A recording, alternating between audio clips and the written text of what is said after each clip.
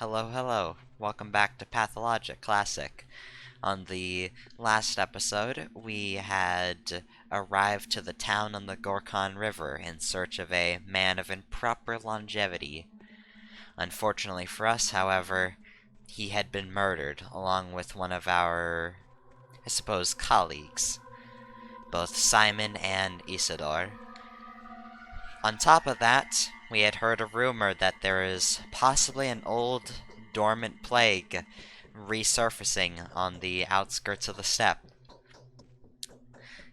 Bringing it to Gerard's attention, he wants us to get definitive proof. Leading us on to day 2.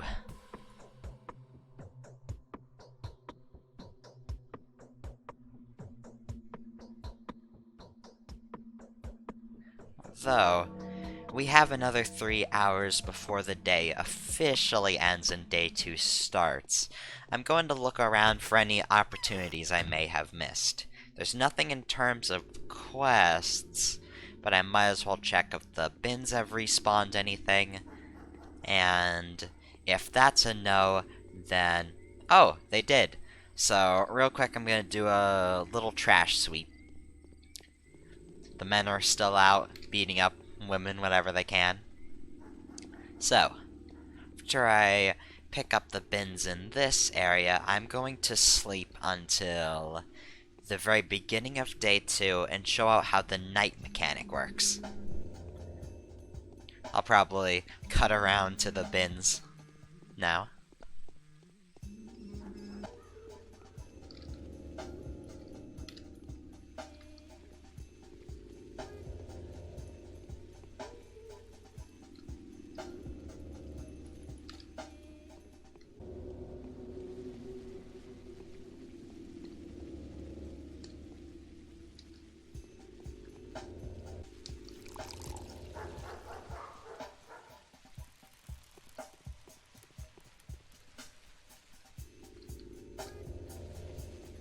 I also really quickly want to show this off, in that if you enter the graveyard, there's a little set piece over here, where you can pick up bread and milk. Presumably these are left for the dead, but we're a hungry doctor. We need it more than the others. We certainly need it more than the dead, perhaps.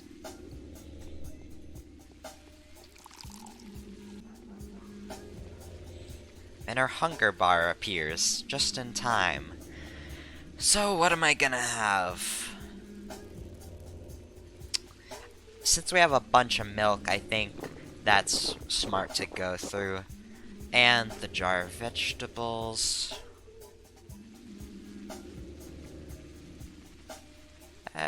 Dried meat last. And that's good for now. Anyways, now that I have looted all of the bins around here, let's head on to the night portion so I can show off what happens then.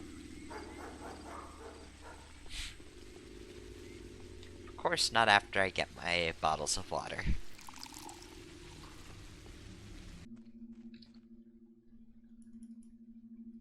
I'll sleep for 4 hours.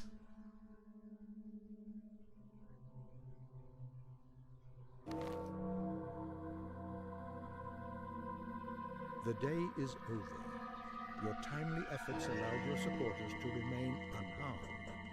A new mime performance is being rehearsed at the theater. A mime performance in the theater. So, welcome to the nighttime. It is currently 2 a.m. in the game, not in real life. In real life, it is 10:40 p.m. because it's rainy, there's nothing to do at night, and I like the night. So I think the bins restocked themselves. Huh. Anyways, so during the night, NPCs are quite limited. There's not a lot of trading to be done at night. However, after 12 a.m. clocks, or 12 p.m. if you wish, it has to be night, the beginning of the next day. There will be a play at the theater. and we should check that out. You can do this every night, and every day has its own unique play. It's always worth checking out.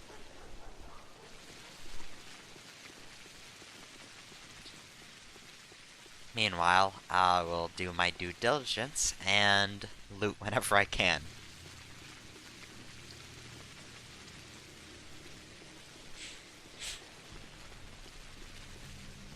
Let's actually head into the theater.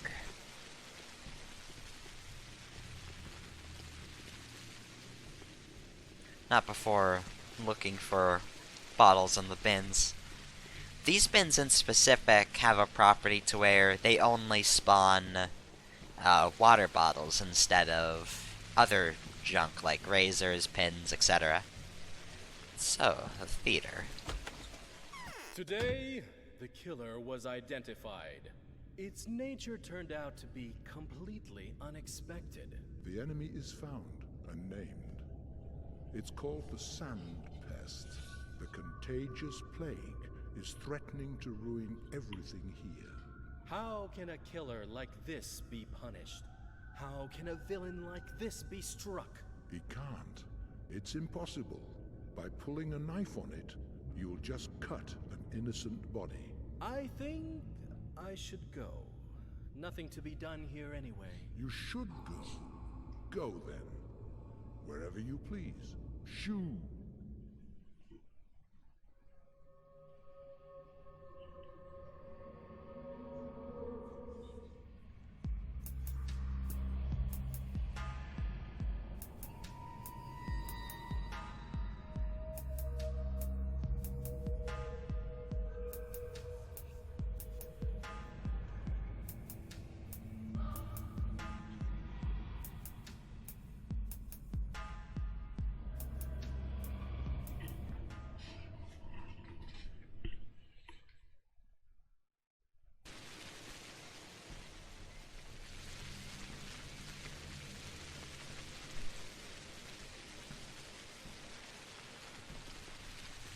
Although, if the theater knows about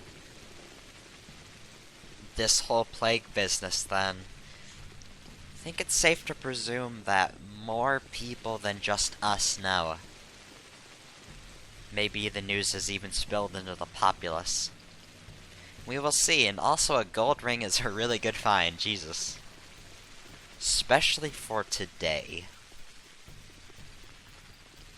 But for now, I'm going to take this extra time to loot and show off more of the town map. Right now I'm wandering around in the Knots district fairly, and not really with a goal. I admit that in my mind I remember a lot of locations for the bins and stuff. Again, I played this 10 months ago or so, so it hasn't lost me. Yes. Just as a tourniquet, I'm not willing to trade for that. What is the history of this place? The town was built step by step. Please do tell more. Yesterday I had a geography lesson. Today let's have a background review.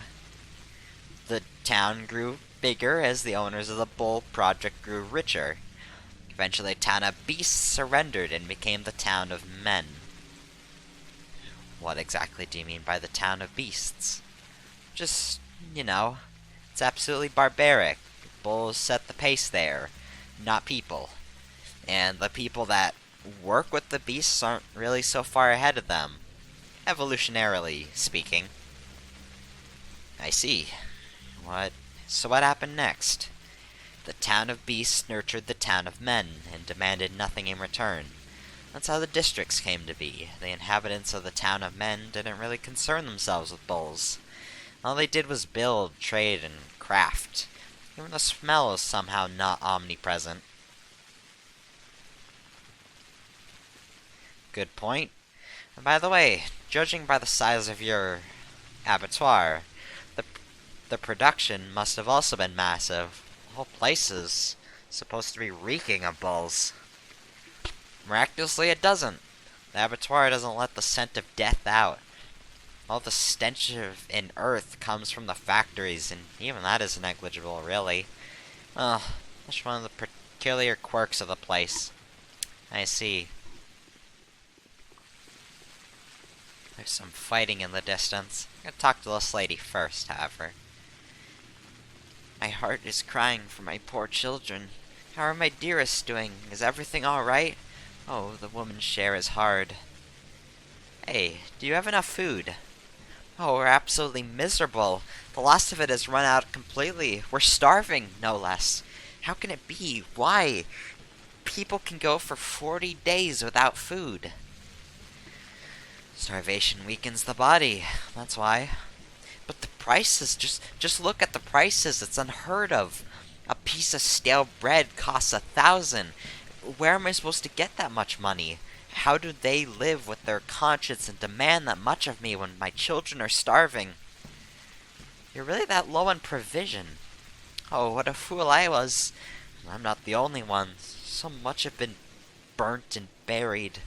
We were afraid that the meat, the oat, the fish, potatoes, that it all could have been infected. The day before yesterday and the day before that we did. We didn't know that the train wouldn't come. We just threw it all away. Expected a new safe food to come. The train might come soon. No, it won't. Who in their right mind would send a train here? There's a quarantine thanks to you. Not true. It's not about me at all. The quarantine is a desperate measure. So, the news of a plague has hit already. People are up. He just tossed a fucking knife at me. Okay, mate. Okay, mate. Eat shit. So these are muggers. They appear in the middle of the night. You can go around being a fucking weird Batman and kill them for large sums of step yen or their little razor things, which are trade items. And they are actually pretty decent trade items. They'll get more use tomorrow, however. Right now, they're just more kid bait. Anyways, it seems like the prices have been going up. I suppose the free market demands that people pay more because, well, greed. We all know how it goes. Meridorm goes for 550. How much does food go for? Where's the nearest shop? We'll stumble onto it soon.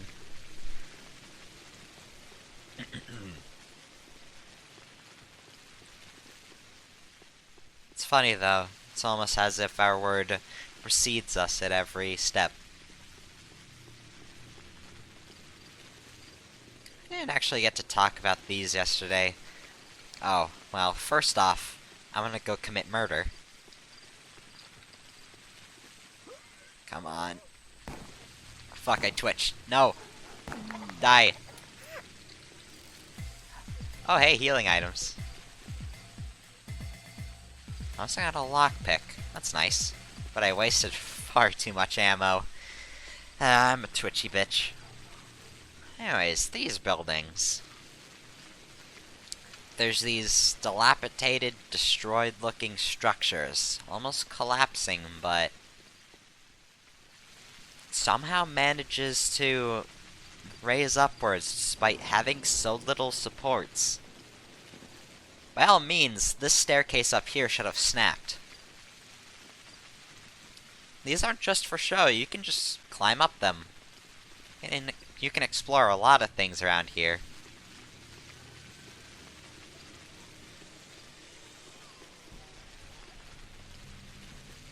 May not have heard it, but the sound of a crying baby could be heard when climbing up here. It was a bit blended in by the rain, but it's peculiar in that always happens when you climb up these things. Crying children just rings out. I don't need to hold out the gun, though. Holding out the gun actually makes some NPCs freak out. The women... Yeah, it's mostly the women that get scared. little girls and the adult girls. However, the little bratty teenagers that like the sharp objects, they could not give a fuck about what you're holding out. You can hold a knife to their face and they're gonna give you that same look. There we go. We can creep up on this. Oh, there's 2 bandits. Here, buddy.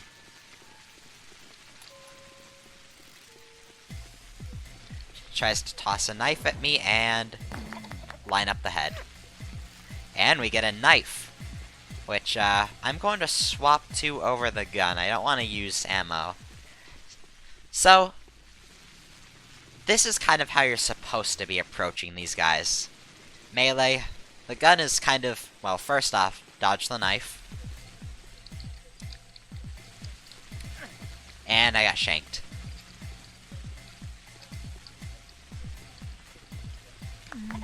There we go.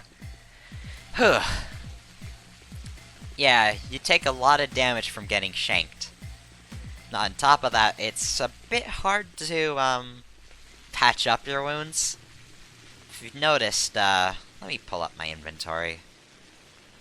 I only have 5 bandages and 2 tourniquets, which actually is pretty good, but you're gonna go through them if you get hurt. Hitting somebody in the head is the easiest way of incapacitating them, but ammunition is scarce, expensive, and you may just want to take the hit if you really want to go after them. Or, an even better, genuinely smart idea is to avoid them altogether. Their rewards are not crucial to the game whatsoever. It's a bonus. Pure bonus. Although, if I remember correctly, there's a meat shop over here. I want to show off 2 things. The prices for today, because of economic inflation, and,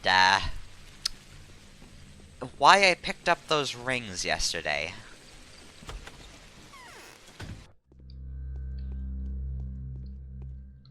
They have some food on the tables, but you can't steal them, unlike in other houses.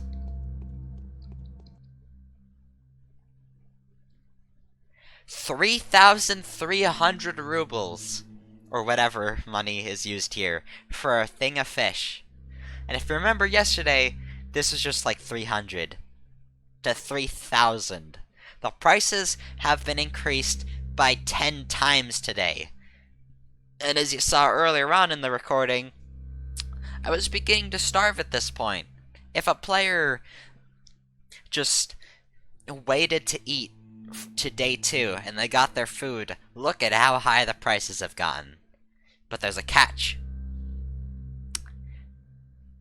Your items are worth more too. My revolver that was worth 600 yesterday is now worth 6,000 today. So now these gold rings went from like 50 to 720. And I'm gonna sell them to reap the rewards of inflation. Aren't I such a fucking dick?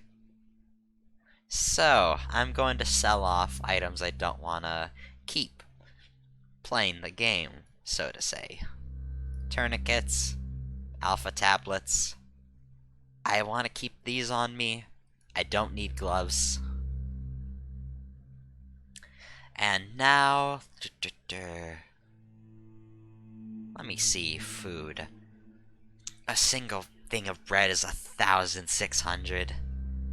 I'm going to take these 2, just because I feel like they're necessary. But I'm gonna stave off on other sources of food. I just need 3 meat, 3 bread, and what's the other one? 3 meat, 3 bread.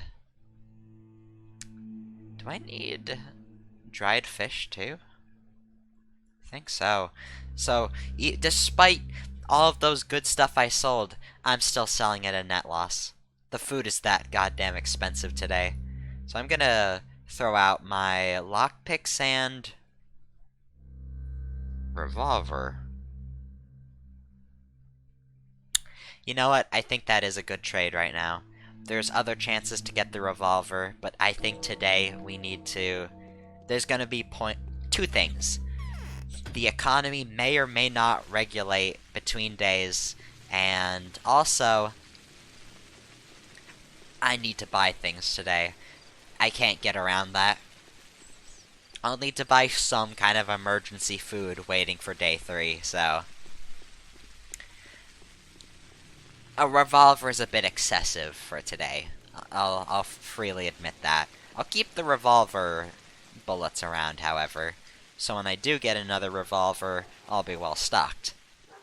Relatively, I did burn through... Oh wow, I went through all of my revolver bullets. I'm at 0. RIP. Anyways, the very last note to say about nights are that some side quests can be started, however, you aren't told where they are, so it's essentially a blind guess where the side quests are. Other side quests can only start during the initial day period, which I believe is something like 6 a.m.? I think it's 6 a.m. And also the main quest can't be started until 6 a.m., so all of this time is just free, go do whatever you want. Loot, kill bandits, talk to people, but there's not much of real relevance to the story going on right now. So after I do this little sweep in the knots, I'm gonna return home and sleep off the day. And by the day, I mean I'll meet you back at 6 a.m. Soon though, I'm still gonna show you what I'm getting from here. No doubt you've also noticed that it's raining, and rain isn't really all that relevant. Wow, these bandits really are just leaving me free stuff. That the knives are incredibly strong. Those are scary. But I got another knife, so that's cool. If this one breaks, then I have a spare. What else is there to say about the night?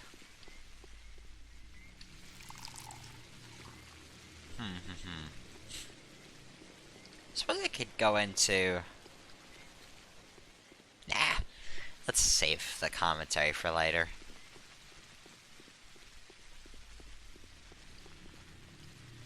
More bottles. That's just a drunkard. Although, I will say, I am getting very lucky with these bandage drops, because usually the bandits loot them. As you saw with that other guy, I'll point him out since I'm right here. The mugger took the stuff off of this guy. He normally would have had trade items and money on him, but he already took it from him, but he didn't take the bandages off the mugger. And whenever an NPC takes items from a body, it's effectively destroyed. It doesn't actually go into their inventory. Which is why, the mugger just dropped his normal drops, despite having picked up other items. So yeah, that's all you need to know about them for the moment. I'm gonna go chase down that drunk, because more bandages is always a good position to be in. That's not a position, it's... Wordsinder. Words. Hello, sir. Yes, let's barter. And he has nothing on him, lovely. I will say, though, I only just realized... I have 57 water bottles. I think I'm pretty healthy on trading. The joys of hindsight. Knowing this game in and out. If you go in and play this game, you're not gonna be in nearly as good of a position as I am. I have the benefits of knowing the game, and that's it. This game is genuinely tough and obscure, and the reason I'm explaining a lot of this is because, first off, it's boring to walk around and not talk about anything. I learned that from yesterday, where, genuinely, I was so beat out from, talking with all the NPCs that my commentary just died. Also, while I'm here, I'm going to drop the schmouters in here. I think that putting items into NPC locations doesn't hurt you. But for now, I'm gonna drop another save, just in case. And, yeah. sleep for an hour and see if this triggers... No? Let's try 8 a.m. then. Here we go. Infected yesterday, 24. Died yesterday, 12. Gone missing, 6. Total death toll, 24. It all ends in 11 days, in which the Bachelor gets to restructure authority as an equal and accept emergency powers. We already have a quarantine on us, according to that lady, but... guess there's more to do. You have something new to say, Ava? If Simon's body is vulnerable to the murderer, the whole town is. Is it true? The thing you found out? You don't have to comfort me, just tell me if it's true. Is there a hope that you're wrong? What exactly are you talking about? The sander, is it true? Has Simon died of the sand pest?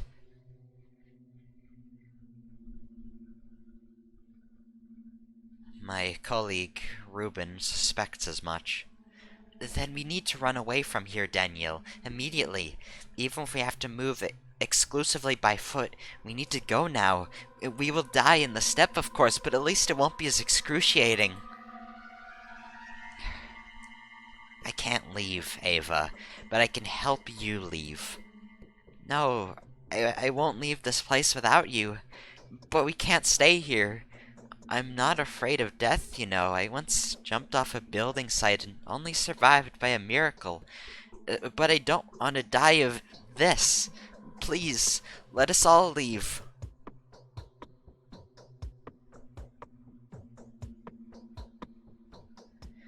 You've only known me for a couple of hours. So what? What do you suggest? A freight train full of meat, leather, and raw materials departs from the station every month. Women of the kin bid it farewell in sorrowful songs and mournful. That's the ritual. Curious, I'd like to have a look at it. Living people are forbidden to get on that train. The only person allowed to come on board is the deaf and dumb Odong driver. Only he can guide the train through the steppe. An Odong. Who is that? And Odong means he who holds him by the horns. That's what the people that bring in bulls from the steppe are called. Can we bargain with the driver? No, he's deaf and dumb. Moreover, he's not quite a man. His position is sacred to him. There is a way out, though. I think I know of a man who could intimidate even a deaf and dumb Odong. Well, who is it? Andre Stomatin, the architect. He is a very menacing and strong man. He treats me in a slightly condescending manner, but you can speak to him on my behalf. He won't refuse, and I think even Andre doesn't want to rot of the sand plague.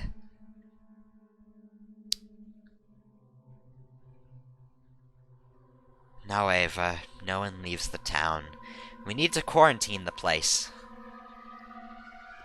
There is a side quest which we could get onto, but I suppose in some rough little role-playing nature, I don't want to leave the town. This is my responsibility, if you were to ask me. Plus, leaving the town isn't going to save the Nautica. Maybe we could pull something out of this town, even still. But for now, we should check our notes. Where is it? So we do not know today's quest, and whatever happens, these people may live. People are willing to take the fall for reasons most peculiar. Cold calculation, despair, duty, and even love. Today, a new opportunity to step closer to the victory has come up. Having learned about this, a few people have abandoned the safety of their homes, endeavoring to assist you in their efforts. If you value their lives, find a way to fulfill your current goal until nightfall. If you couldn't care less, let them do as they please. You have still a few people left who are willing to sacrifice themselves for your cause. So today, Peter Stomatin is in danger. He's a part of our bound list. So, it doesn't truly matter if you don't complete day quests. If you don't do it, somebody else will get infected for you, but they'll get all of the stuff done, so I guess I'll have authority tonight and Peter Stomaton will get this done. But they don't have the expertise that you do, and they will either die or get infected in completing the task for you. In a perfect world, you will get it done by your own hands, and that is my plan personally. I will complete all these objectives so other people don't have to fall for me. I need them yet, anyways. Especially in ways that I can't accomplish. Well, the main quest I clearly can. So where are my notes? Those aren't the notes. That's the map. Here we go. Sabryov's morning note. Bachelor, as I have already informed you, I have a request to make. It is a matter of utmost importance. I will elaborate on the situation in detail as soon as you come to see me in the Rod. In the event that you consider our request to be outside your area of responsibility, I will have to contact someone else with this. However, there is little doubt in my mind that the incompetence of the volunteers I would recruit would result in them losing their lives. Which is, again, which essentially says what I said earlier. I guess he'll call upon Peter to do this, and Peter will die or get infected, which I don't want to happen.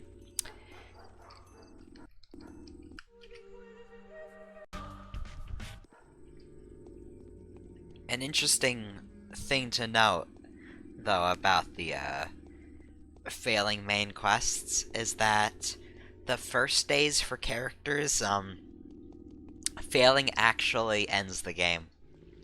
And it's, I think, the only example of that happening. Every other day, a character takes your place, but on the first day, the game's just over if you fail. Anyways, we should focus on getting to Sabryov's.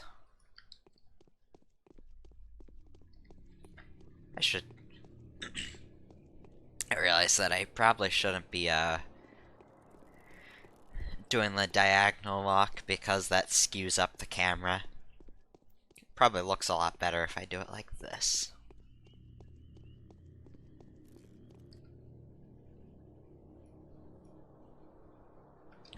I don't need a tourniquet.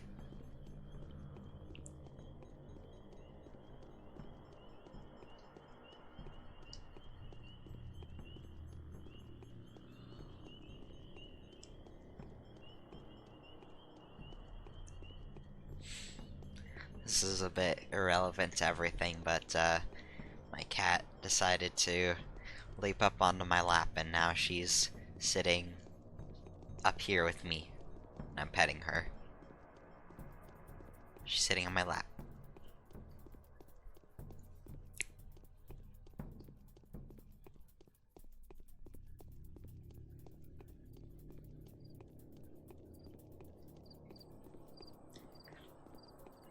Ugh, the Browns in this game are intense right now.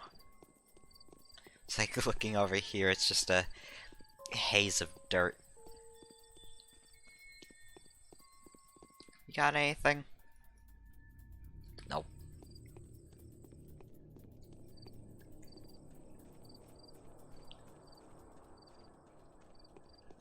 Is that dog?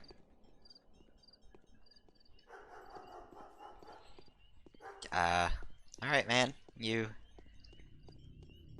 do your thing. I've actually never seen the dog. Well, two things. I've never seen the dog over there by the lump. I've also never seen the dog on the Bachelor's playthrough, so that's new.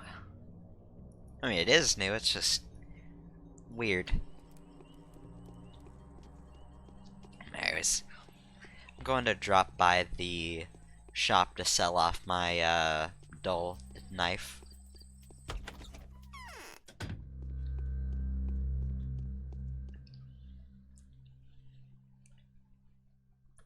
Oh, because it's damaged, I can't even sell it. So I gotta sell the good knife. Yeah, that doesn't bother me. Still, I have 11,000 step yen. That's good.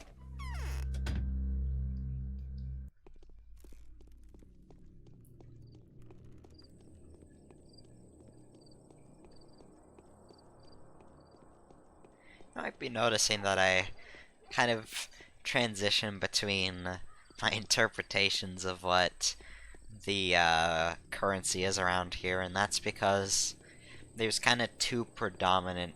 Well, first off, it's very obscured where this place is. The only thing we really know is that it's called the town on Gorkon, meaning it's a town on the Gorkin River. That's the Gorkin right there. And it's out in the middle of a place called the Steppes, which we can only assume is based on the Eurasian steppes. So it's either, this place is either more Eastern European influenced or Asian influenced, and there's no way to tell, honestly. There's a bit of both everywhere, so it's obscured. I will restore the order here, rest assured. So, yesterday you told the Canes that we may possibly have to face an epidemic. I believe you, Bachelor. In all honesty, I'm one of the few people that do. The rest are astonishingly blind. What do you intend to do? Still have a few precious hours to stop the disease from spreading, just like Isidore Barak did a few years ago. We need to declare a state of emergency, but I can't do anything. My hands are tied.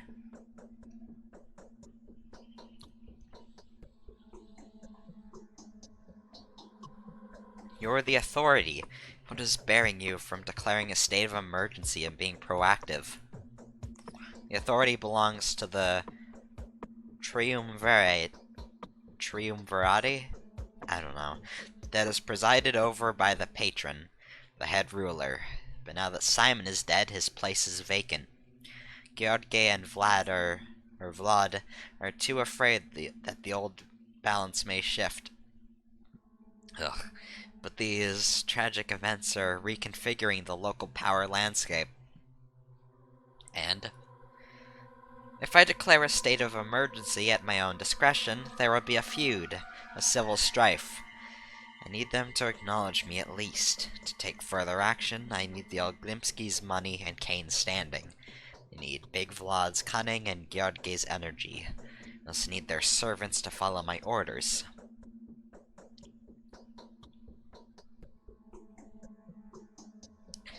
Why won't they make concessions to you? It's glaringly obvious that every minute counts, else the town will die. What are they going to rule then? It's their damned infantilism. One of them is a greedy child, another is a whimsical one. They think that if they admit that there is an outbreak in town, it will actually happen, but as long as they refuse to believe it, it simply doesn't exist. It's either megalomania or cunning calculation. Well, what can I do to convince them? Find proof. Any proof, immediately. While Reuben tampers with the body, and he'll be busy with it for a long time since he's not a professional, the initiative will be lost. Help me, Dankovsky. Find factual proof, show it to them, and they won't be able to deny the truth any longer. Sadly, this is now my direct duty. I received a letter from the powers that be, testifying to that extent. What steps are you planning to take? I'd asked several people I trust for help. Perhaps they have already offered to help you too? Someone has sent word to me already. Furthermore, Anna, the current owner of the Willows, is positive that she knows how to find irrefutable proof of the outbreak. She needs a competent person to assist her. Fine, I'll speak to her. Anna, the current owner of the Willows, knows where to look for the proof of an outbreak. And there starts the main quest.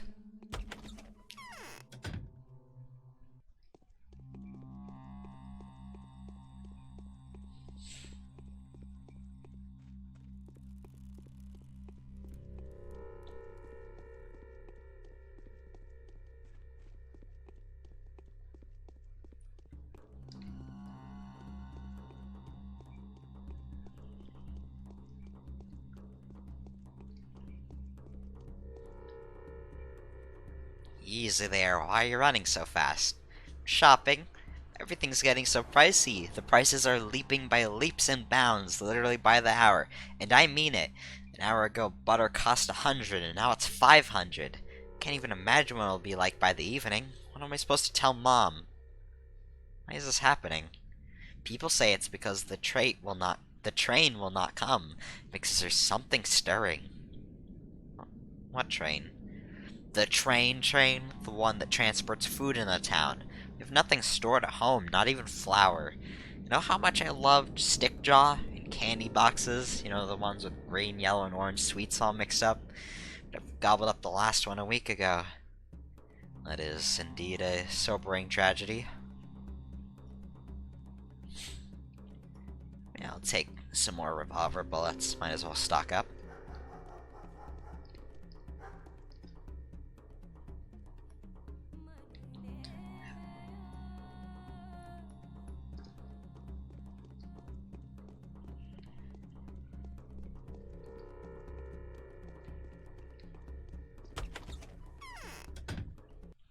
Hello, Anna.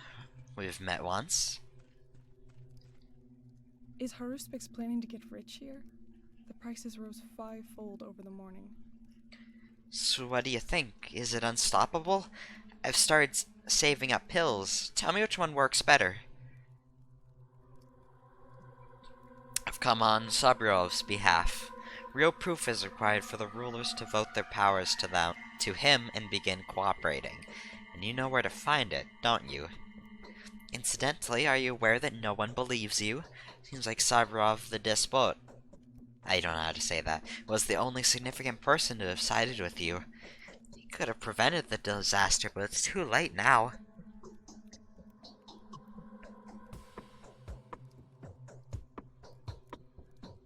So what do you know, Angel darling? Has anyone found a disease hotbed? Disturbing rumors were heard from different districts all night, mostly inconsequential, and mostly driven by everyone's fear of the man-eater and the mob's crazed vigilantism. It's all rubbish, but I found several reports disturbing. Which ones? They were brought to me by second-hand dealers. I started up saving medicine, you know. Never mind. Anyway, everybody's noticed an unusual silence and occasional strange animal behavior, especially that of dogs, and there were packs of rats, too. The hunchback said that such things are often left unnoticed in the general panic. Yes, it does resemble the first signs of an outbreak. Silence could have been caused by fear. Dogs always get anxious when people do. As for rats, there is a slaughterhouse nearby, isn't there? There are other signs too. Frightening scribblings and repulsive oily spots in walls here and there. Raspy breathing that could only belong to giant lungs can be heard by the silent houses. They say the Shabnak, the embodiment of the disease, is breathing poisonous air, leaving her fat on the walls as she walks by.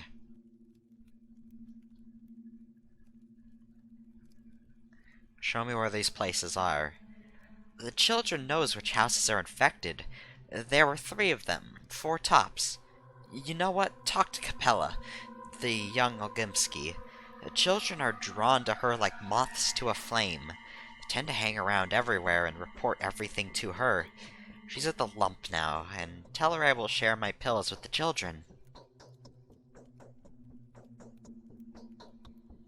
It's nice to have a network of little agents all over the place. Putting aside the fact that all of them are also little Deathbringers now, of course. Capella knows everything that the fidgety children stumble upon. They seem to have stumbled upon something disturbing. Those are uncomfortable reports.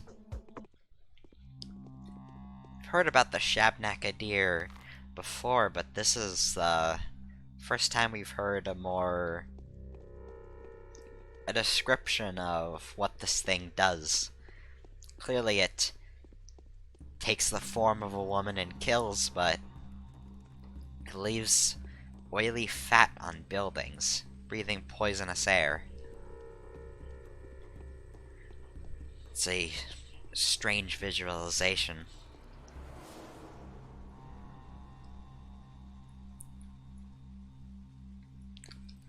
Hopefully, however, it's all rumor and hearsay.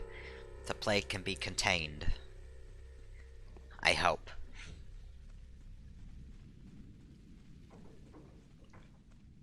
Huh. It's funny, these little NPCs occasionally have rare animations that they do, like this drunk just staggered for a second.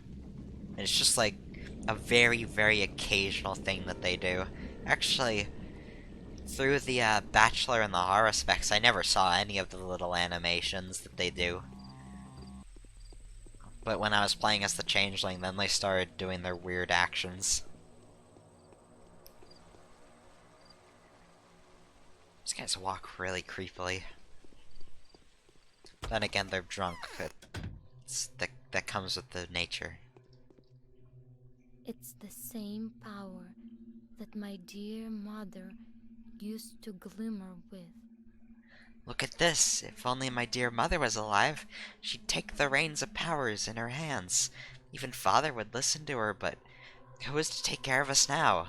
Not Katerina, that's for sure. The mistress is too exhausted. Your mother? What was she? You don't know? My mother was Mistress Victoria. I was named after her. If only I had gotten her power along with her name, no one would be trying to crawl underground out of fear now. People cling to Simon so much that they've forgotten what true protection is like. Why don't you believe in Katerina's power? Katerina is scared like a child herself. And I also think she's being tricked, yes. Her prophecies come true, just like it's always been, but they are becoming more and more noisy. Every word she utters comes across as a metaphor. Can she really predict the future? She sees the vague features.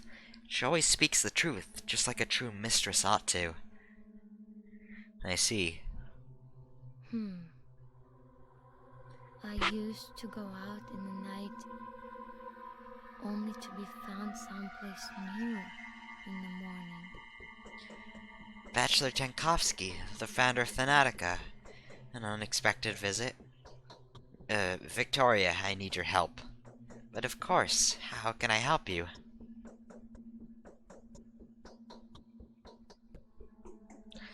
Do you know of any evidence that would confirm that there is indeed an outbreak? What did you say? Oh, so that's how it is. Give me a moment, please. I need to think. This is very important.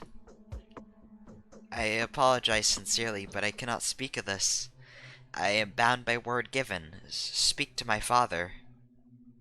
People are going to die, Victoria. A lot of them. I will take my own measures. Still, I'm not allowed to talk to you about this. Oh, come on. What measures can you take? There is no child's play, for crying out loud. I am not allowed to talk about this. Yes, now I see what these strange places are. I'm begging you. My father is in the wing next door. Now, please excuse me. You stubborn girl. I guess I screwed up talking to her.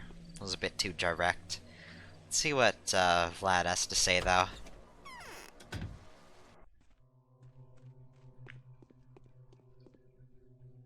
Yes? I've said all I wanted to say. Okay, so he's not gonna speak to me, so... Let me try talking to... her again. See what happens. Capella. The winter comes soon. Oh, I hope. can loop through the conversation again. Cheesed. Have you by any chance heard of anything unusual going on in the town? From the children, perhaps. You must be aware that I'm looking for Isidore's murder. I was actually about to share this with you. Little kids come to me in flocks throughout the town. They are all scared. The youngest are afraid of Shabnak. The oldest tell me that there's something wrong with certain houses. Who knows what's inside? Go on. Children are lovely reporters. They remember all that's crucial to them in great detail and leave out everything else completely. As for this case, my friends have noticed a staggering amount of details, yet they have forgotten to tell me the most important part. So I can only give you a rough direction of the area. I'd be more than grateful. It's in Earth, the troubled southern part of the town. You could use a guide down there. Find a boy named Sticky. I'll show you the houses that have fallen silent. He'll also tell you what is there so you don't get confused. Thank you. One more thing. Lara was looking for you. She needs your help with something. Everyone does. I'll go see her if I have time. This is where the boy named Sticky lives. Together with some friends, he has found some foul place. Really hope it's not a house full of stuffed bodies. And, yeah. The kid's name is Sticky, which in many respects is unfortunate. But given that my channel is, I assume most of my viewers come from the Lisa content, so having a little kid named Sticky in the game is interesting.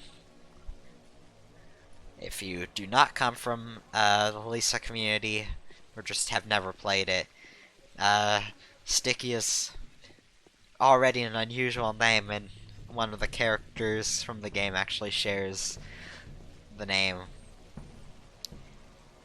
I don't know.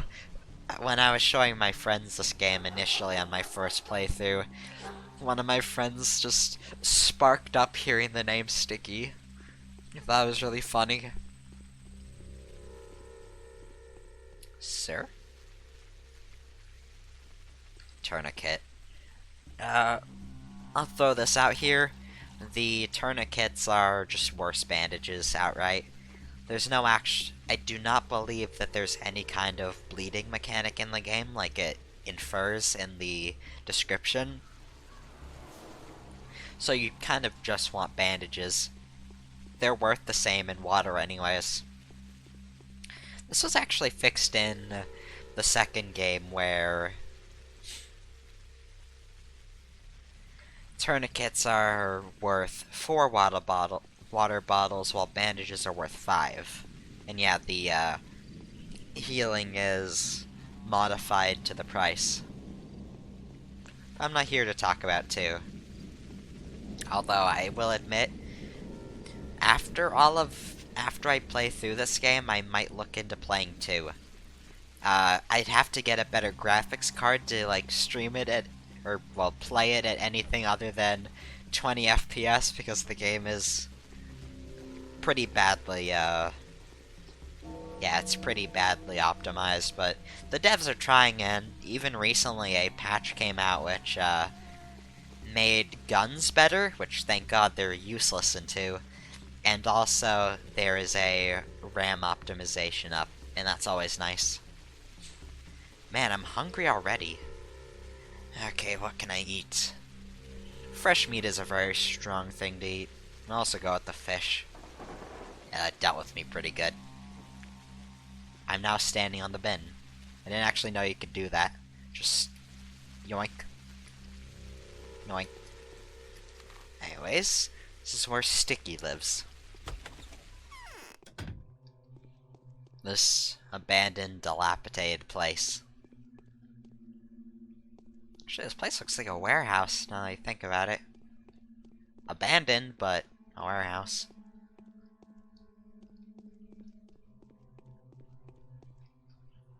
Something's on. I feel makes my hair stand on end. Want to see something fun? Sure. Look around. Some houses are always open for you. Others open for everyone only under special circumstances. If a person dies or when there's a wedding or something, others still are only open for those who can find a creep hole in. And, well, I collect places like that. I made a map a year ago. Now there are so many marks on it that there's no room for houses.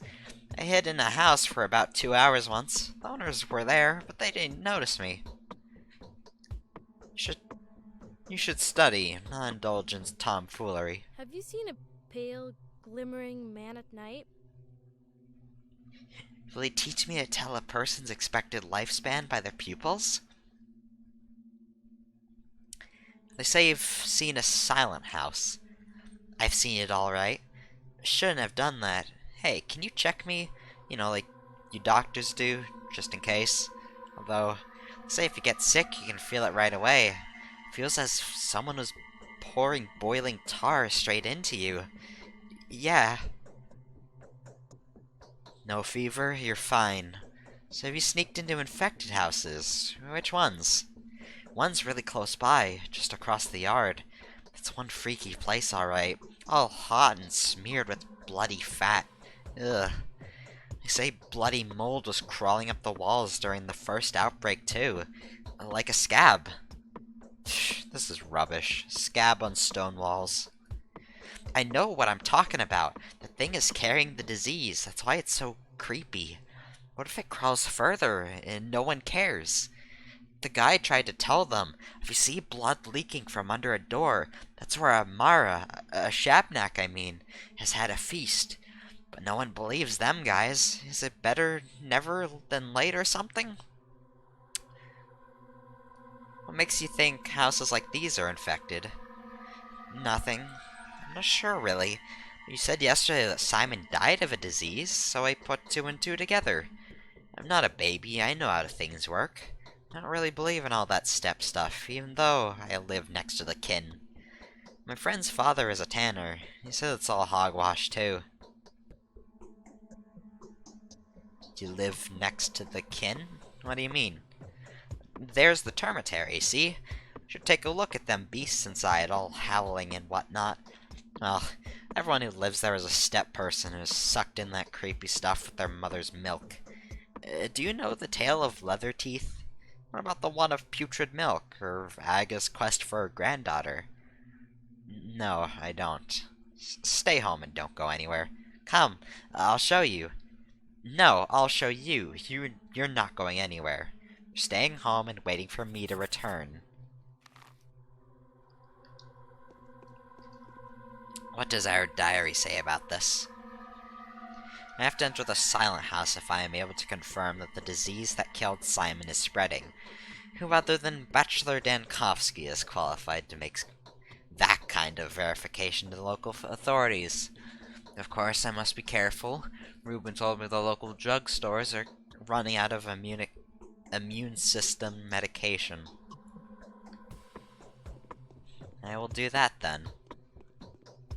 So I have to look out for a house with scars and oily fat running along them.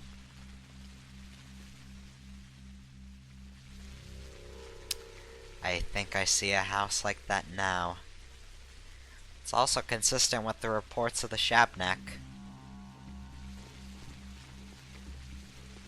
Oh yeah. This place is coated in blood. Splotched like tumors and metastasis.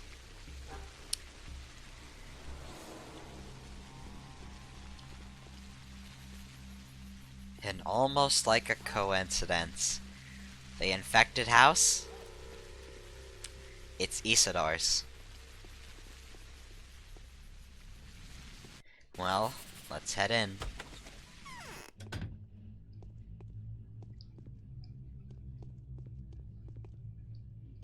Looks fine now.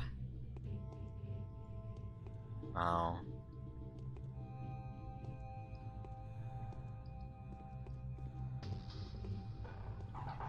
This place is coated in blood. Hello, lady. Who is it? Is that a person? Will you help me? What the hell? What is this mold? So hot, it hurts. My head is about to burst. Blood is curdling in my veins. I'd scream, but I don't want the children to hear. There is no children here. I keep hearing the children's voices. The girls are crying and the boy is laughing. We mustn't scare them. Don't tell them and don't let them in here. You're delirious. There is no one here. Don't come close. We are dying already. I told my sisters not to go outside, so they're shambling around the house. Alright, hold on, I'll get help. Just don't kill us. Don't kill them if they ask you for help. Their mind is clouded with pain. They can't even find each other. They're only praying. Don't come close to them. And step away from me, too. I'll be back. Take the key. You'll be able to open the door if we lose consciousness. Hold on. Oh, yeah, we need to go. Nope. I'm out.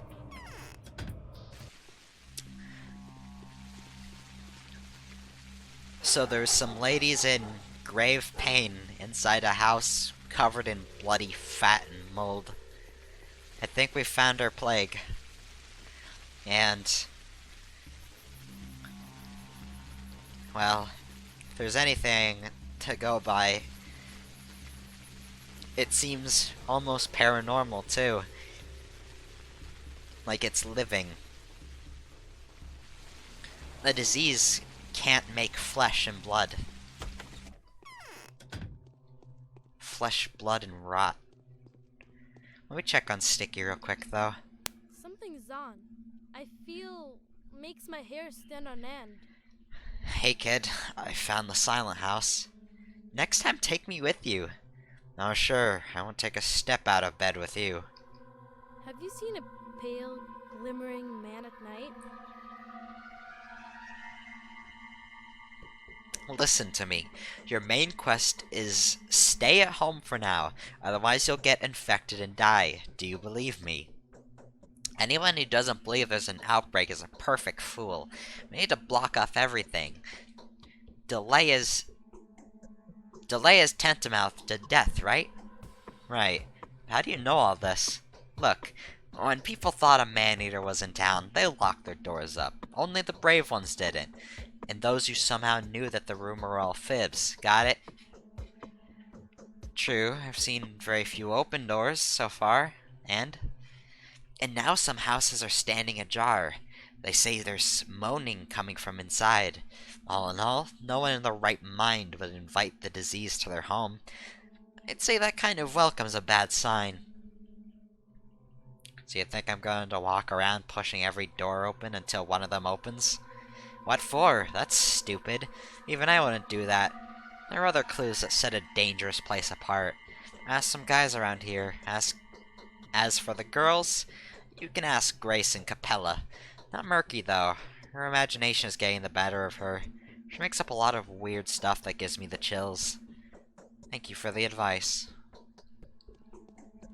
So, hopefully Sticky will heed our words and not go outside. The worst thing you can do in an epidemic is be exposed. The children also say that there's other homes like this, so we should watch out and avoid them if possible. By the end of the day, I'm also going to check in on Grace, and she should be home today.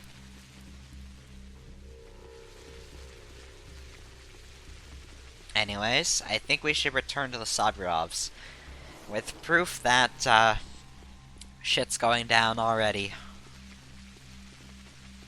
And that it quite desperately needs to be stopped.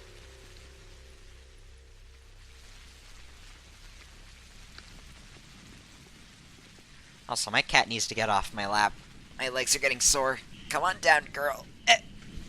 There.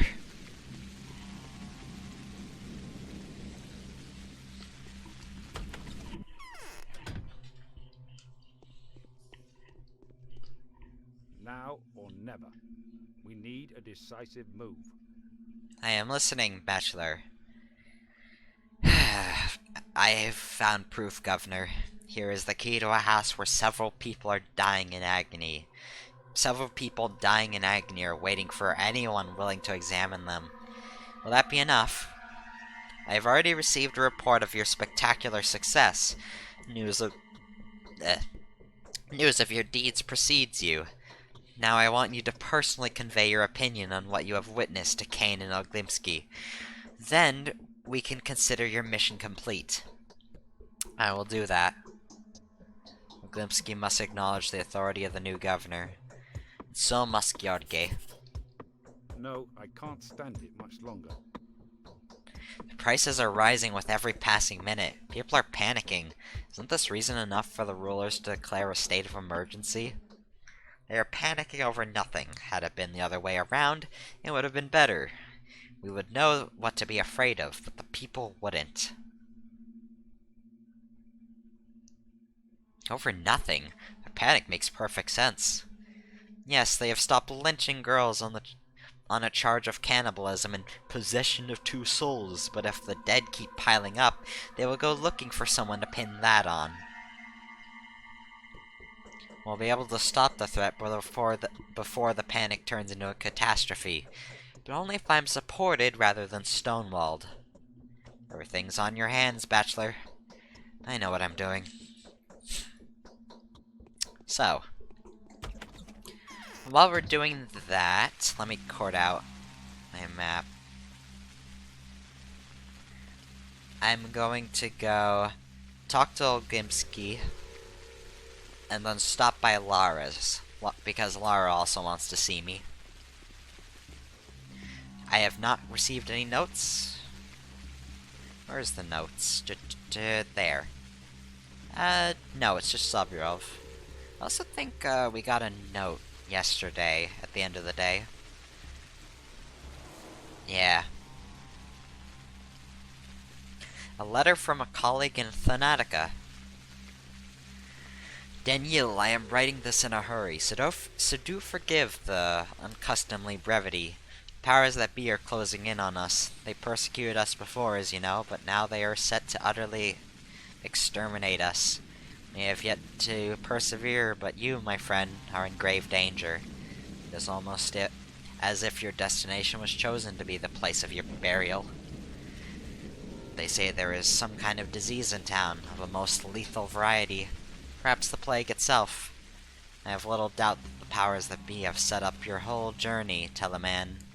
Telman, that vermin, wants to get rid of you more than he wants to seize the outbreak. I won't be surprised if it transpires that there are no medical personnel whatsoever in the town, which we know is wrong because of Reuben. They will use it as a pretext to delegate the whole mess of it to you. If this is the case, I urge you to keep out of trouble. Stay safe, Daniel. Wait for the sanitary teams. They will arrive sooner or later. The body is isolated. Bachelor. The body has been isolated, as far as I know. Reuben conducts the examination of it. Nevertheless, keeping in mind your discovery, I would advise you to see me in the Rod first thing tomorrow morning. There's a matter of crucial importance that we need to discuss, which we just worked on. Bachelor Tchenkovsky! By what seems to be a very lucky coincidence, you have found yourself in a town that is wrought by some very worrying occurrences. Reportedly, there is an outbreak of a dangerous disease in the vicinity. There is also an opinion that the outbreak is a falsification staged deliberately for the purpose of concealing a murder. In consideration of your outstanding analytical capability, we delegate the investigation to you. If there is an epidemic, it must be halted by any means necessary. You should collect as much info as you can, we suppose, and then we can make a decision in line with your own personal, professional ethics and moral beliefs. In order to implement your strategy, an Inquisitor endowed with unrestricted authority will shortly arrive to join you. In the event that you're unable to curb the outbreak before their arrival, all power over the situation will be reassigned to them. P.S. It has come to our attention that you have recently requested permission to continue your own research. The decision of whether or not such permissions will be granted depends on the results of this assignment. Your success, therefore, has a bearing on your scientific reputation and your further academic career. Professor Tellman. Alright, let's head out. Got a long walk ahead of us, so get comfy.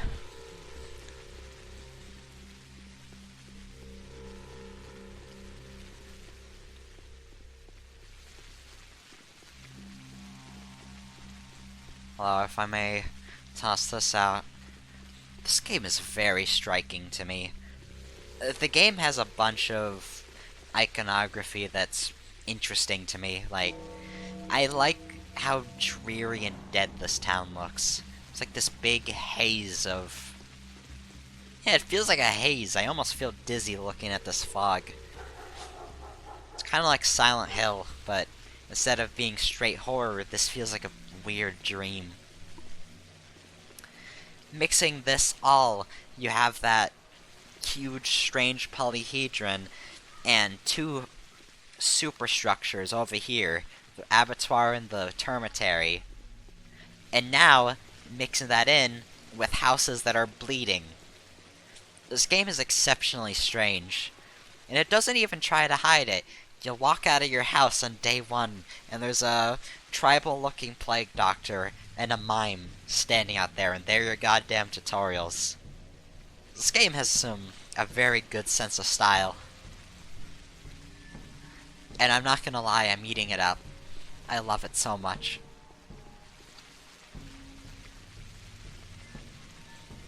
I can't actually get anything. Little one. What's in your pockets, pumpkin? Painkillers and alpha tablets. Nothing of use. Although first I want to go chase after the tot, because as I talked about earlier...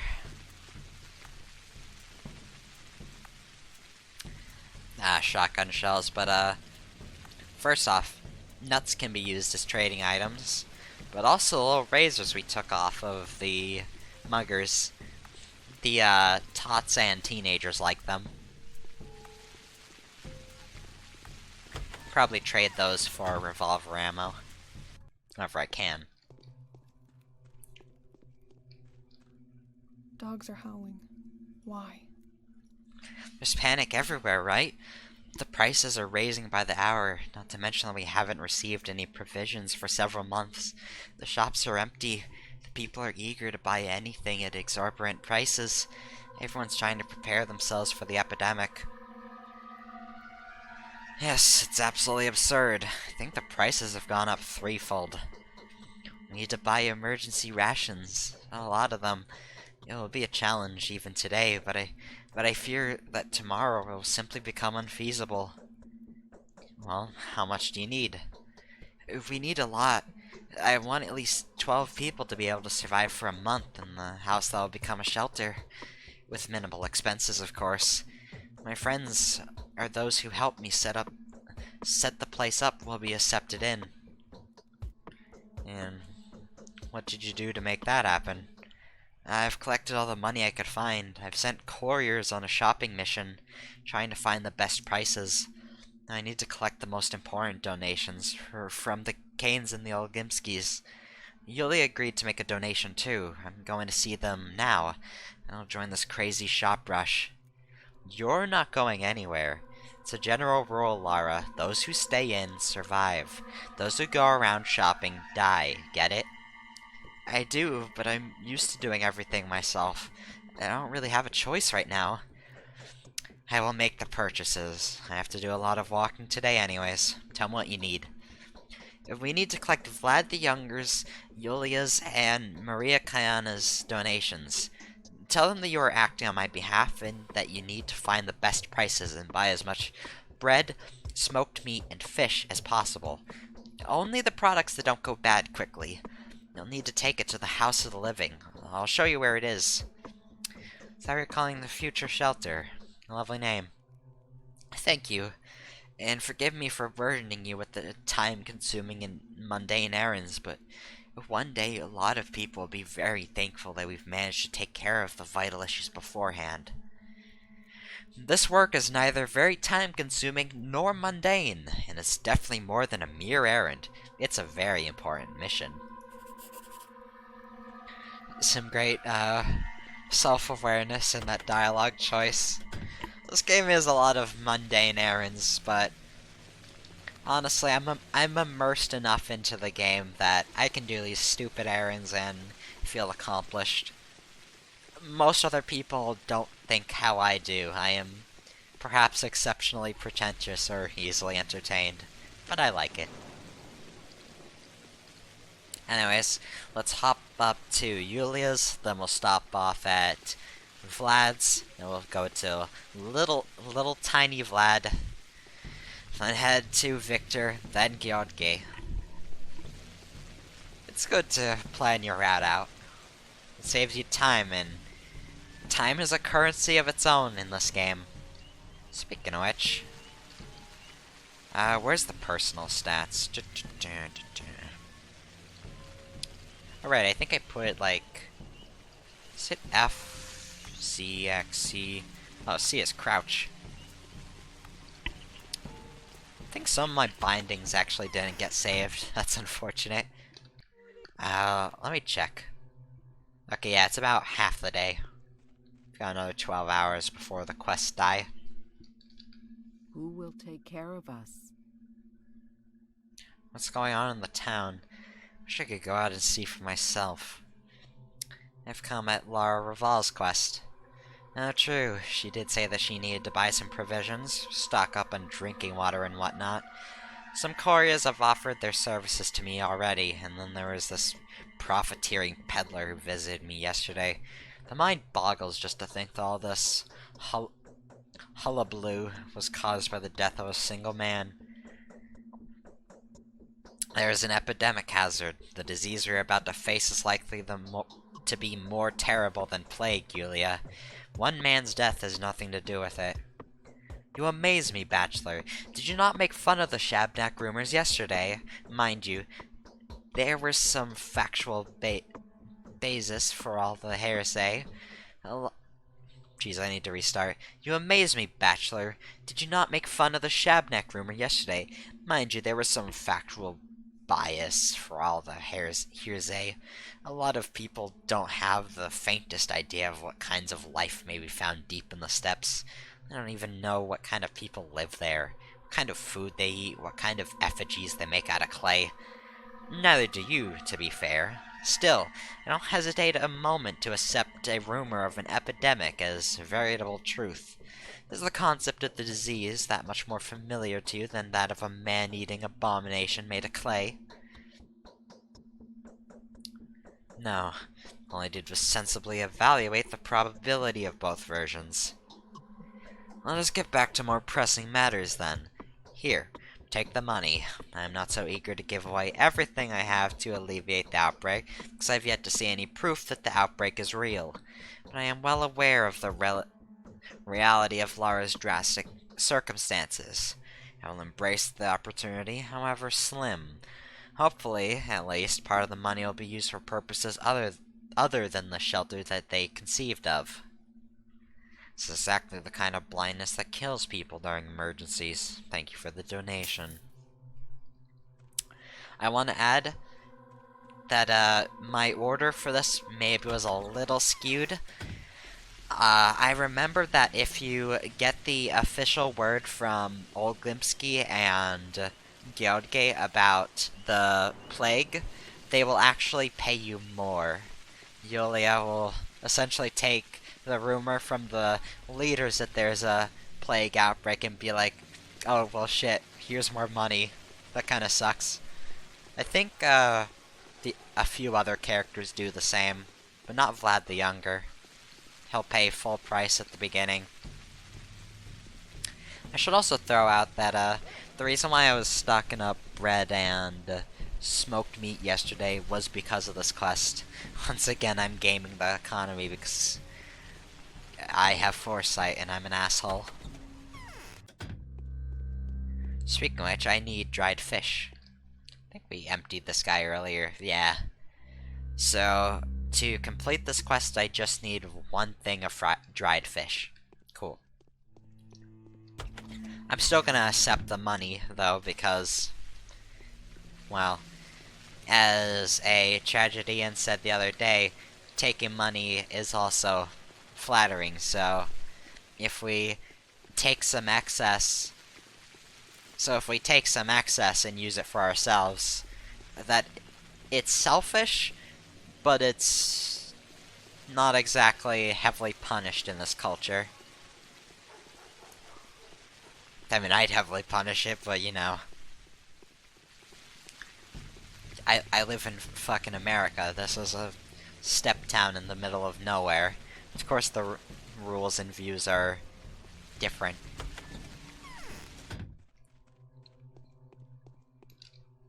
Someone will have to be punished for this sin. See what you've done, Doctor. You won't be able to leave this place now. The town is blocked off. I have transferred my powers over to Sabrov. He didn't hesitate to express his gratitude by assigning me to the position of an intendant. Now I'm in charge of equipping and maintaining infirmaries. I'm sure the train is not the only line of communication with the rest of the world.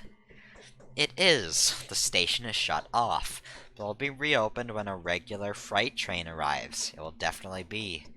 Doctor, that's when we'll discuss how to snatch ourselves a vehicle there. Thank you. I have no plans to leave at the moment, especially no illegal plans.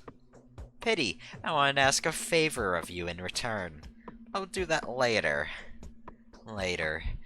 I want you to get to know your new allies better, the Kanes and the Sabrovs. Otherwise it'll be less dramatic. I have no desire to do business with you, Boost Flood.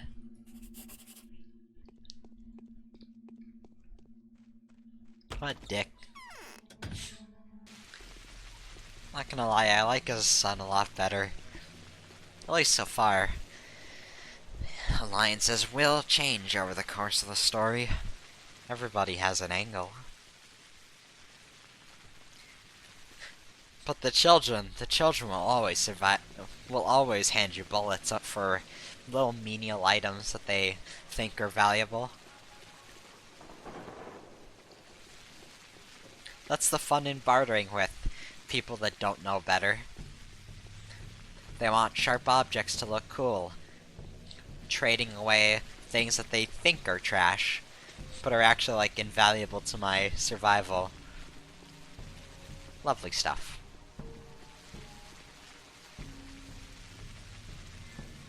I want to save the nuts for... Yeah, this guy only trades for one with the hazelnuts. So I want to save it for a child that'll trade for more. I think every nut has specific values to each child. It's like the hazelnut isn't valuable to that kid, but perhaps a peanut or something like that would be more valuable to him. The kids are strange, but at least they're thinking. For better or for worse. Interesting illustration you got here. Simon died on his own. That much is certain. We'll have to figure out how to keep on living. I've come at Lara Raval's quest. Yes, I remember the arrangement. Here's what I personally donate. It's a pity I can't extort a nicer sum from my father. Can he be convinced somehow? It's no use even trying. Really? Why? He has his own opinion on the matter. I think he accepts that you might be right. He accepts it, but he won't admit it. See the difference? Obviously getting solid proof is disadvantage to him for some reason. Not to mention that it would be immediately cause him expenses. I can see the difference, but I don't understand the game he's playing. I'm not going to discuss that. I can only sympathize with you and advise you against disturbing my father with this question. I don't like this. Thank you for the money, There's this however. thing that needs to be done. Tell me, Master Vlad, do you believe that we're facing a real epidemic hazard? I still don't understand how you come to the conclusion that the disease which killed Simon is contagious. Even if we assume that the rumors of a death carrier are nothing but rumors, which I doubt. There's already been an outbreak of an unknown disease in your town. I used to occasionally communicate with Isidore Barak, the man who put an end to it. But I'm sure Isidore never told you about this. The brief encounter with the Sand Plague put him in a state of primal terror. Did you know that? His opinion of his role in stopping the outbreak was not very high, and he ascribed that victory solely to circumstance. Strange you didn't suspect anything when examining Simon. If you're right, Bachelor, then there really is going to be a sand plague epidemic in this town. There will be no stopping it. You don't need to waste your life, and you cannot help us in any way. Your goal is to survive until the station is reopened. Peculiar fatalism. You're saying that the services of an educated medic won't be of any help to you. Education is of no use here. Isidore may have had no medical education, but he managed to drive the demons back to hell. By the way, he mentioned that one can't beat the plague by traditional means. What means can it be beaten with, then? Cannot be beaten. Isidore was a wise man. He was born here and knew many things that no education can provide. Bachelor, your goal is to survive. Save your talent for the capital. Leave this place. My father will be happy to assist you. Thank you for the advice, but I will decide what to do with my talent on my own. It's funny, some people are begging me to stay and others want me to leave, believing that this plague, it'll destroy the town. There's nothing I can do. If my goals don't fall through with, God, I already forgot his name. 1 second. Yeah, if things go well with Alexander, maybe we can put a stop to it, the same way that Isidore did. Or maybe they're correct and I am foolish. So I had to check my audio levels. Something didn't look right. Cool. Either way, though, no point leaving. Not yet. I have nothing to return to.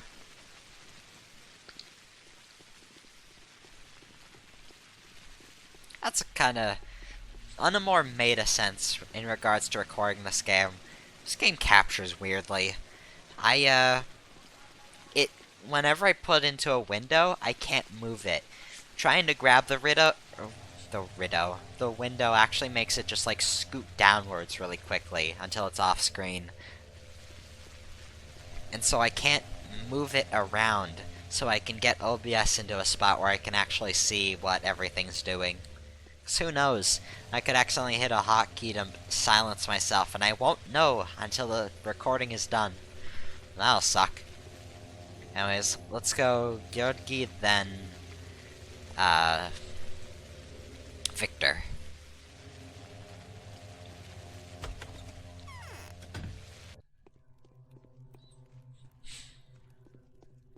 Hello, Judge. He's a brave man, this Haruspex, worthy of Isidore's name. I feel guilty for having misled you, dear Bachelor. Forgive this old man. I thought your ignorance of our local affair would mystically skew the circumstances in your favor. Forgive me if I was wrong. There is no unexpected news to be heard, is there?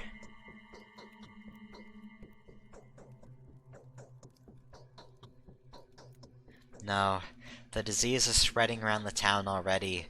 It is necessary that we urgently appoint mid-level executives, get all the doctors and hospital attendants. Let Sabrov take care of that. After all, it was the one to demand emergency powers from us, which were granted. I've already sent all of my men to assist him, as well as an appreciable amount of money to further his administrative activities. We don't have any doctors or hospital attendants. The only man that knows something about medicine is currently examining my brother's body. It is strange that there is no news from him so far. We need to send someone after him. What about you? What are you going to do? We will fight until the very end. I will personally persecute those who will desire to describe this disease as some kind of preordained divine retribution. I will attack anyone who would say that Simon got what he deserved. Finally, I will not allow anyone to say that what Simon has built by ceaseless labor is subject to inevitable destruction. I can only wish... no. Retribution for what? Sooner or later, the one who dares challenge the mechanics of nature will pay the price. But that is not something we'd want to believe, is it? This is a conclusion drawn by people who tend to mistake their exhaustion for wisdom. However, even an echo would sometimes grow to become deafening noise. If people keep saying we're doomed, they might well, bring about our extinction.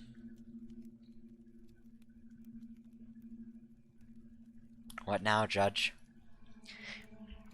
We're not that different from each other, dear Bachelor.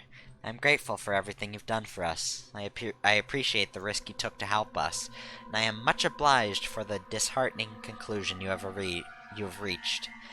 No matter what you are going to do, you can count on our full support. The reward we have promised you will be duly delivered. Victor will make all the necessary arrangements. I won't leave you on your own in this battle, Georgi. We have a common foe, and we will fight this foe together.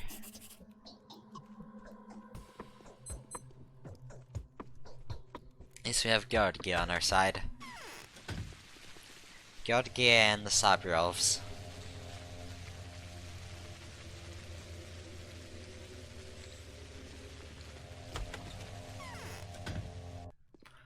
Now, I don't know when this main quest is gonna end, and I don't know if that would interfere with quests.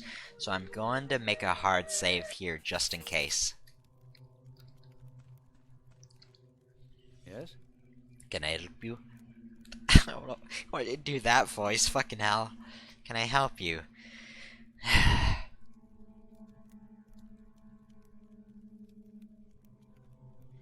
You wanted me to find the murderers for you? I have, but no one would listen to me. Yes, Georgi is beside himself. However, I don't have the power to defy his orders. He is the eldest in the family. I'm doing everything I can to make him face the terrible truth. Simon wasn't immortal, but that neither entitles nor compels us to despair. Well, what can I do for you? Before you leave this place, please, save as many people as you can. I'll reward you for every life you save. If only I could, I would give myself tools and medicine and walk around the town curing the infected. I'll do everything I can. I've said this many times. That does it. Oh, let me check my quests.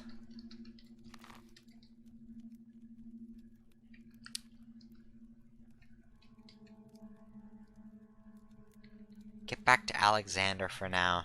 Although, since Victor isn't giving us, money for the House of the Living, I'm going to see if I can grab some fish, and then... Wait, no, talking to Georgi should have been the trigger for people to be paying us more, so... I'm just gonna say I'm not gonna quick save in case the quest busts itself over, completing the main quest. If it doesn't, we'll just have to accept that, Simon isn't... Simon's dead. Victor isn't in the giving mood today, and I'll complete this next quest. Speaking of which, other tasks is just the House of the Living. Today's second quest, I know, would have been trying to escape the town with, what's her name? Ava. But, I've chosen that that's not what I want to do. Not because there's not rewards to be had there, but because, quite simply, I don't even want to entertain the idea of leaving the town. You have any fish? Yes, you do. Alright, now that we have 3 bread, 3 smoked meat, and 3 dried fish, let's go see if the House of the Living will respond to me. I think I have to go talk to her, then go to the House of the Living. So let's stop by Laura. Then we'll go to the House of the Living, and then drop by Alexander again. And that should be everything for the day. Unless another side quest opens up. Usually, days have 3 quests. But I can't be too sure of that. Who will take on the responsibility for us? Here's what you asked for. Is this all you've managed to buy? Yes. You need to bring it over to the empty house in the flank. I showed you the way before, remember? My friends and an attendant that had helped us with the shopping spree are all there already. I'll be back soon. Lara's chosen this house to become future refuge. It's where the food she has ordered will be brought. Well, let's head down there then.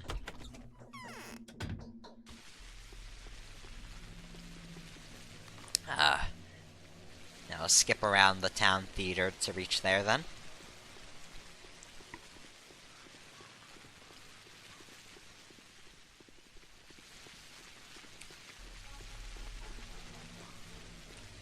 Looking at this very basic screen effect rain makes me really appreciate Pathologic 2's rain effects.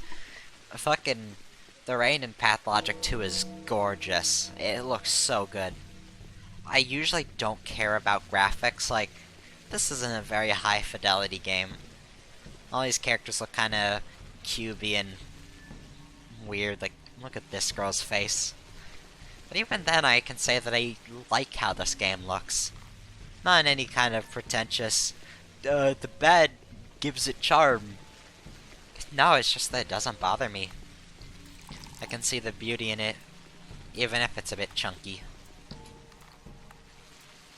So this is the place.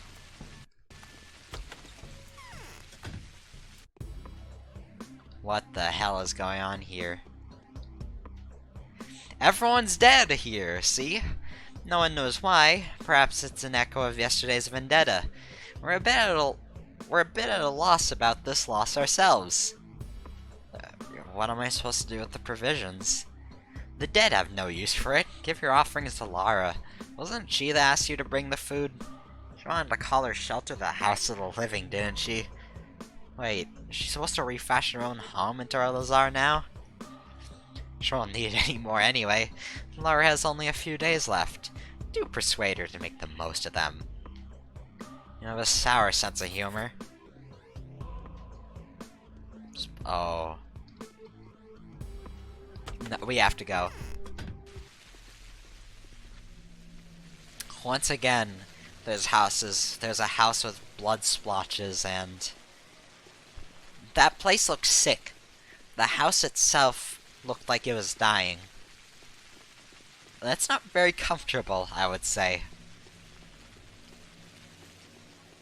So the House of the Living has been infected with the plague too, which means not only are traces of plague up here in the Tanners, there's traces of plague in the flank too.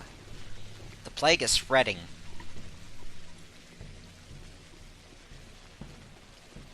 That is not making me optimistic for the next couple of days, to say the least. I do hope both districts wind up a quarantine. Well, a quarantine within a town that's already under a quarantine. I like the design of this house, the little porch up there. Although, despite me vaguely... No, there is no door up there. I was thinking, like, there's some hidden second floor where you could get up to that balcony, but nah, it doesn't seem likely. Dogs are howling. Why? I've obtained the rations, but there are very odd orderlies standing by the house you've directed me at, using theatrical masks and costumes as disease protection, as far as I understood. Yes, I know. The House of the Living will have to be relocated here. Remember that you're always welcome at the shelter. We'll preserve the stock, distributing the food in small portions. I think we'll make it. Hope it all ends soon. So I will always be able to find room and board at your place? You will. Take this as a reward, too. These are nuts. I've been given some today. It's great luck. They have come from an old cache. Do you know how to use them? Crack them before eating? What else am I supposed to do with nuts? No, don't eat them. Barter them. Your children would turn themselves inside out for these nuts. Keep that in mind, especially if you want to barter for something dangerous. Why do they value nuts so highly? It's an old game. A child takes a nut and sends it on all sorts of adventures. At some point, adults took all nuts away from the kids. Thought this game provoked them to do something risky with themselves. The most wonderful thing is that the children remember almost every nut in the town by heart. What? Does each one of them have a story of their own or something? I think so. Well, anyways, it's pure treasure. Thank you. I'll come by to see you soon. We're given a lens and a bunch of nuts to trade with children. And yes, I do know how weird it is to say nuts and children in the same sentence, but I am choosing to respect this game. It's a Russian game from 2005. A little bit of English, a little bit of awkward English it's fine, honestly. Got anything, kid? I got nuts. Let me check. Yeah, this kid likes walnuts. Do you like any kind of nuts, kid? She values hazelnuts, walnuts, but not peanuts. Good to know.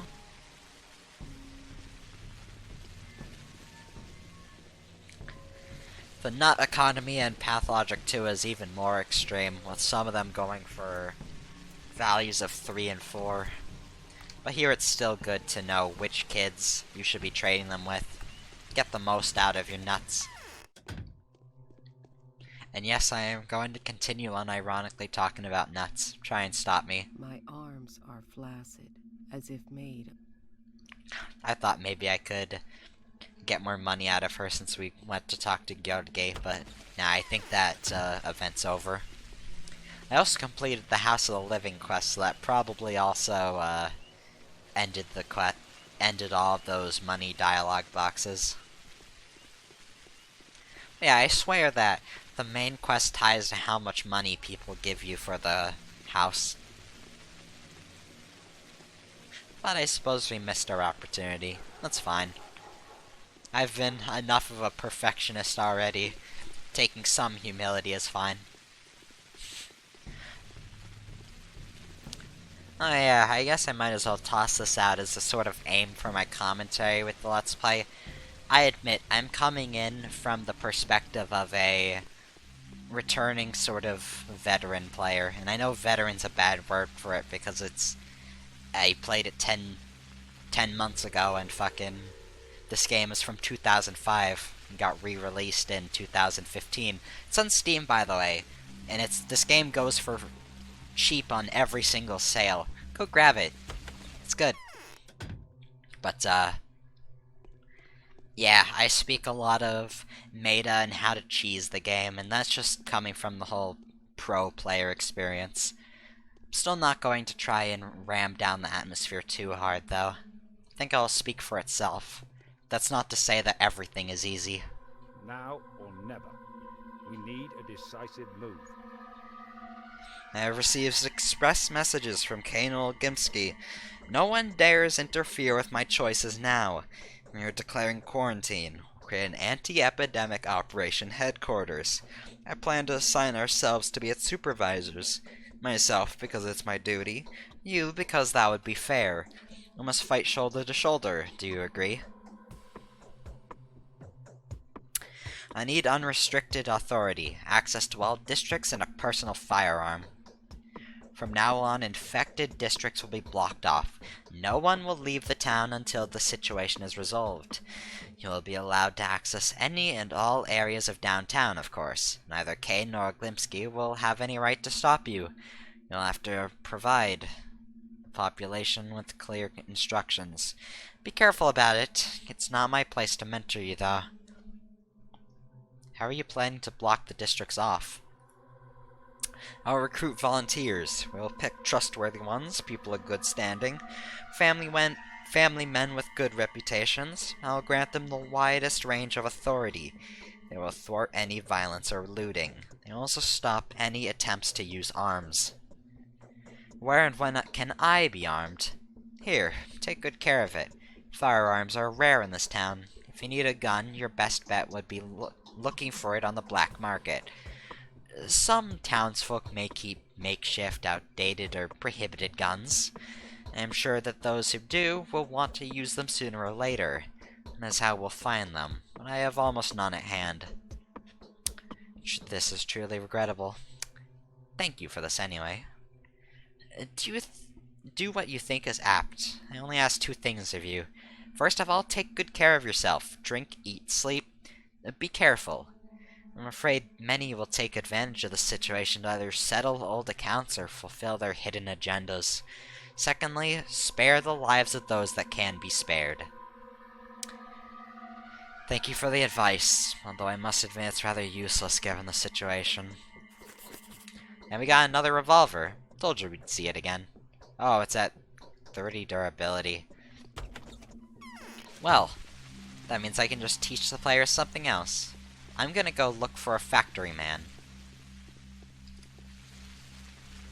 I think that means Peter is saved today. Let me look at my quests. That's the note. There. The conflict. For the time being, the power struggle between ruling families has ceased. They've appointed Alexander Sobrov as governor and granted him full civil and judicial control over the town. As such, he has declared a state of emergency. They will quarantine the town, and now everyone is looking to me to suggest a further course of action. And the House of Living is completed. So, I've probably failed any other side quest there is. If there's still the quest with Ava, I will choose not to do it. We're locked in. This is our quest now. Watch after the town and make sure that it doesn't spiral out of control. We're in a good spot. Kind of. Relatively. Just have to see what the next few days offer us. Ah, here's one of the factory men. So here we are. Once again, no one's asking us. Got a smoke? Take a look here. Can you repair this device for me? It keeps missing the target from 3 yards away. Sharpen the blade, too. Yeah, so you can choose to, fix weapons with these guys. They're your one-stop shop for fixing stuff. So I want my revolver to be fixed up, and I'll repair my knife. I have some excess step rubles. Thank you. What is it, Pop? You want to ask me something? So, have you defeated the foe? Found the root of evil? I mean, like, by the way, there was an accident once. Happened to a mate of mine. I'm all agog. What happened to this worthy man? So you see, he broke a leg once, right? Also got himself kidney pains. It was early spring, March or so. And so he went off to gather them warts. So it was high time for them. Said he'd sell them so they were made into potions. That is, Twirin. Otherwise they're pretty worthless. Wait a minute. He went to gather warts with a broken leg? That's the point. That's the point. When he broke it, obviously he went to gather herbs unbroken. Running around regardless of whether you're even whole or all in pieces is a modern thing.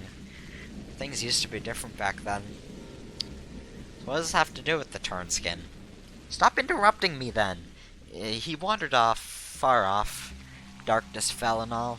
So he thought he should get back.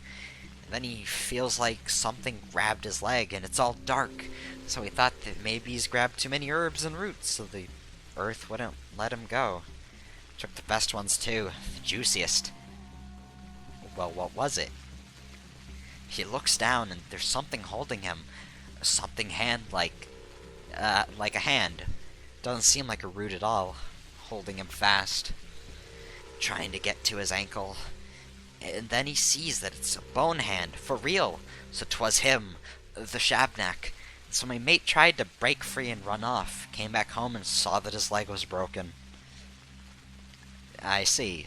So why the hell did you feel the need to waste my time telling me all this? You only got sick, right?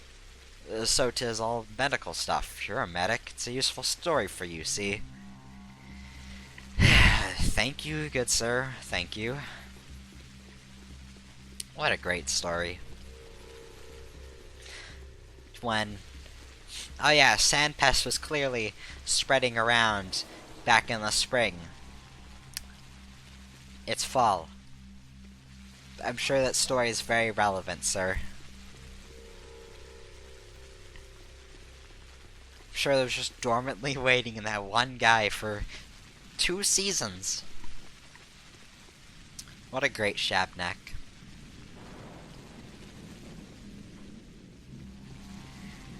Anyways, now I don't really know what to do. I guess it wouldn't hurt to go check out Grace. I think Sticky or Capella mentioned Grace earlier, so might as well go check up on her.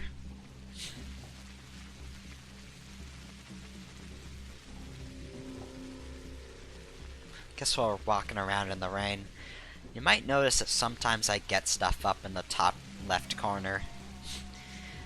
Those are just kind of random drops you get by walking around. A lot of it is just various amounts of money. Although some items drop in some areas, like walking out on the step you get a bunch of flowers. And flowers are honestly a pretty bad trading item. I drop them. It's one of the very few trade items I won't carry around. I think down in the knots you get an excessive amount of nuts while walking around.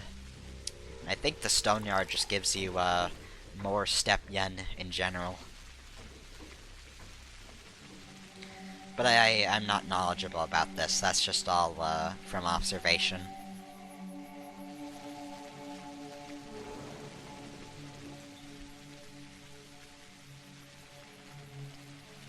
Did I mention that there's a lot of walking in this game? Because there is.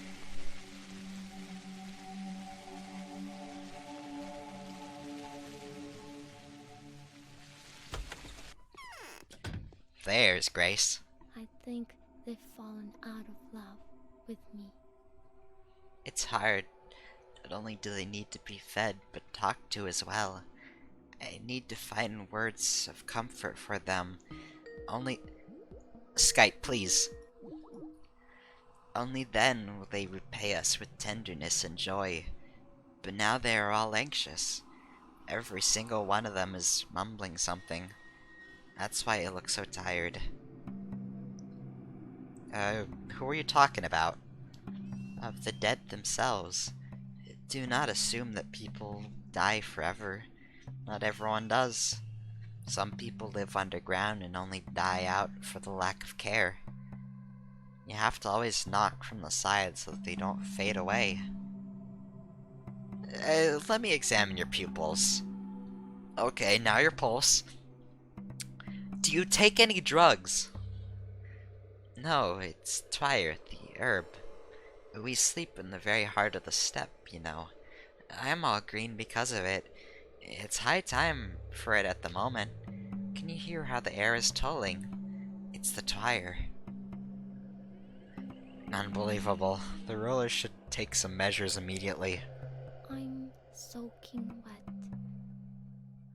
Those whom you save will speak to you. Oh, well, Lady Caretaker, will you tell me about this man-eater? Are you looking for the hair-eater too? I'm telling you, I don't know who she is.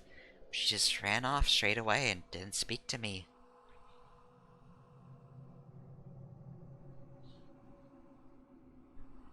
I'm not gonna say this, but... Okay, another brilliant specimen. You could teach Katarina to a thing by the looks of it. Hello. The what eater? Who is that? Shabnak Adir, the nail eater. Everybody's looking for her. They say I let her eat the dead, but I didn't. I have no idea where she came from. Calm down. Who is this eater? Yesterday morning I found an empty grave. Maybe the strange girls with spiteful eyes slept there. But now they tell me that it was Shabnak hiding in there this whole time, that I wasn't watchful enough. Not true. I know who lies in my graves. Only my dead go there. Tell me about that girl. The girl dropped several fishing hooks and a lockpick. I'll give you the lockpick if you want. I'd give you the hooks too, but I've offered them to the dead already. Sorry. Do you know how good an omen a hook is? It's by the hooks that the ancestors pull the souls of those who has achieved salvations up. So the souls get dragged to our world from underneath first, and then they go to heaven.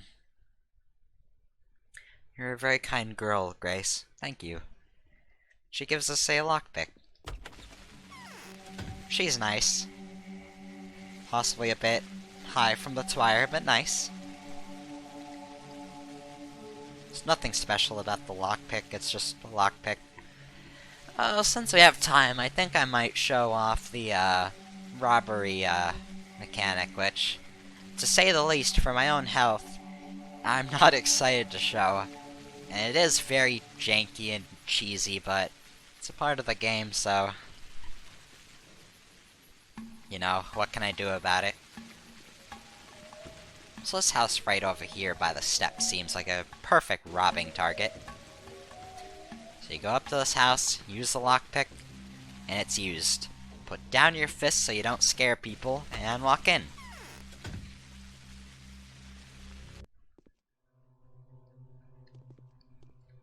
And, people are here, giving you weird looks. You can't even talk to some of these guys. Yeah. However, the kids will trade with you. So this is a very strange way to trade with children, if that's what you want. And now, the cheese.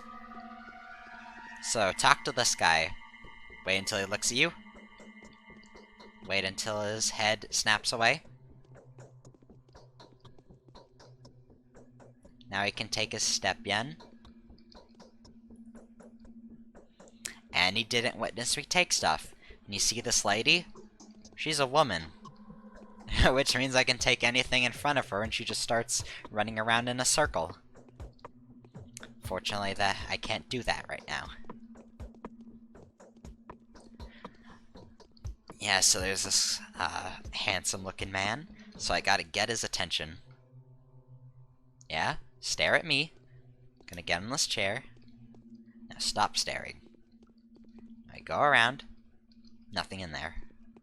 There's also a huge-ass turkey right there. Which I'm just going to... mine. Hello there, girl. She has nothing on her. So I just took a whole ass piece of turkey from this house. So, this is your emergency weird way to get food. And just other circumstantial stuff. Give a bone necklace or a silver ring, but it's a bit excessive. Very wasteful, for sure. So as long as I don't have any of the men's attention, I can just take whatever I want. Again, it's cheesy, weird, and clearly janky. Yeah, stare over here, Grandpa.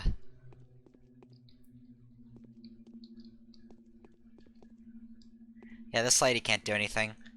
Thanks for the crackers. She panics, but they don't alert the men in the house, so wonky. Very wonky mechanic. Also, despite the woman having seen me, you might have noticed that my reputation did not take a hit. That's because stealing is punished by getting the shit beat out of you instead of reputation. So, a man can beat you half to death for stealing their steak, and, the town still loves you. No reputation loss.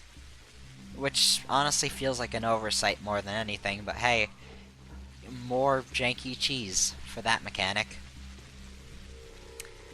The only men that don't attack you are the little top boys. They run away from you. However, the teenagers will attack you. And I suppose on the topic of the teenager NPC, in the original English versions of this game, which by the way is an incomprehensible mess, they're actually replaced by just these weird-looking men called midgets. And they were just short, old, gremlin-looking men. They were just there, and they replaced the teenagers in model only. There's some funny GIFs and screenshots floating around because they're just so weird and dumb looking. There's actually this somewhat popular Deltarune GIF of the little character Lancer walking up to a character, and they drop their knife and fucking Lancer just punches them to death. That's actually traced over a GIF of this game, of all things.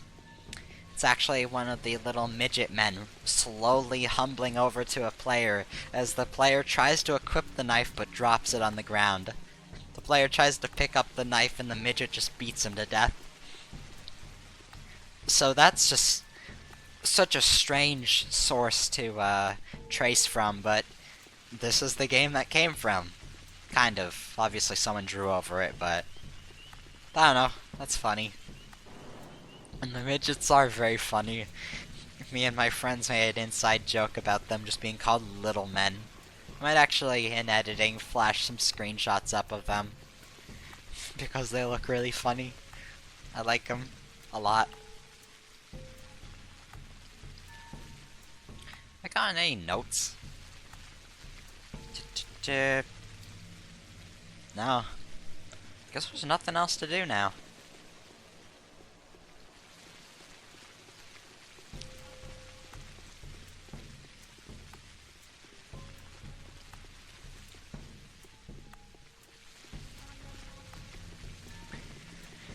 Well, I think I might as well sleep off the rest of the day, and I'll end the recording when we see tomorrow's play.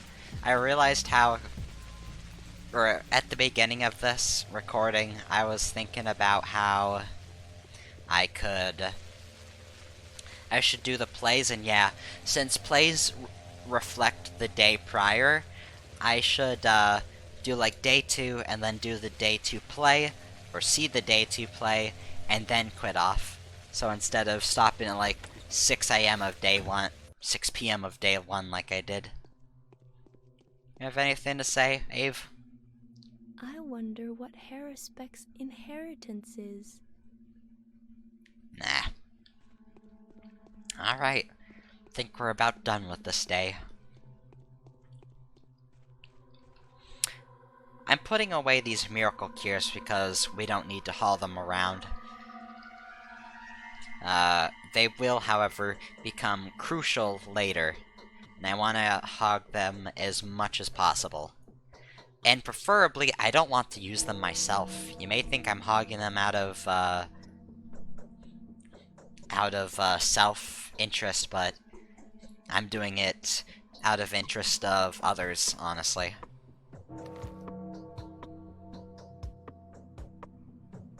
The day is over. Your timely efforts allowed your supporters to remain unharmed. A new mime performance is being rehearsed at the theater. And that's the day. Let me go through my food and then we'll grab some while heading out. So the prices should be calm this night.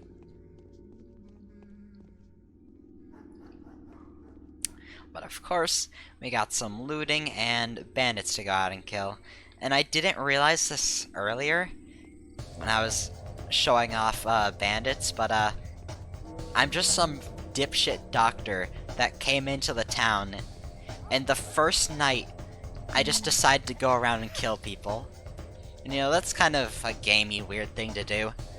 I was also telling about how much of a non-combatant you are, which makes me look contradictory because I'm genuinely good at killing these enemies. And, yeah, I was a bit jumpy to start min-maxing on fucking the murder economy, and I apologize for that. It's a bit tone-deaf. But it is genuinely a tool I use to survive. However, it is also a tool that players have used many a times and wound up fucked over and dying.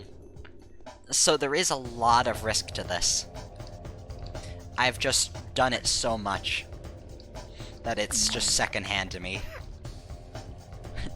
No hesitation there. I do get stabbed from time to time, though. I'm gonna use a bandage. 2 bandages.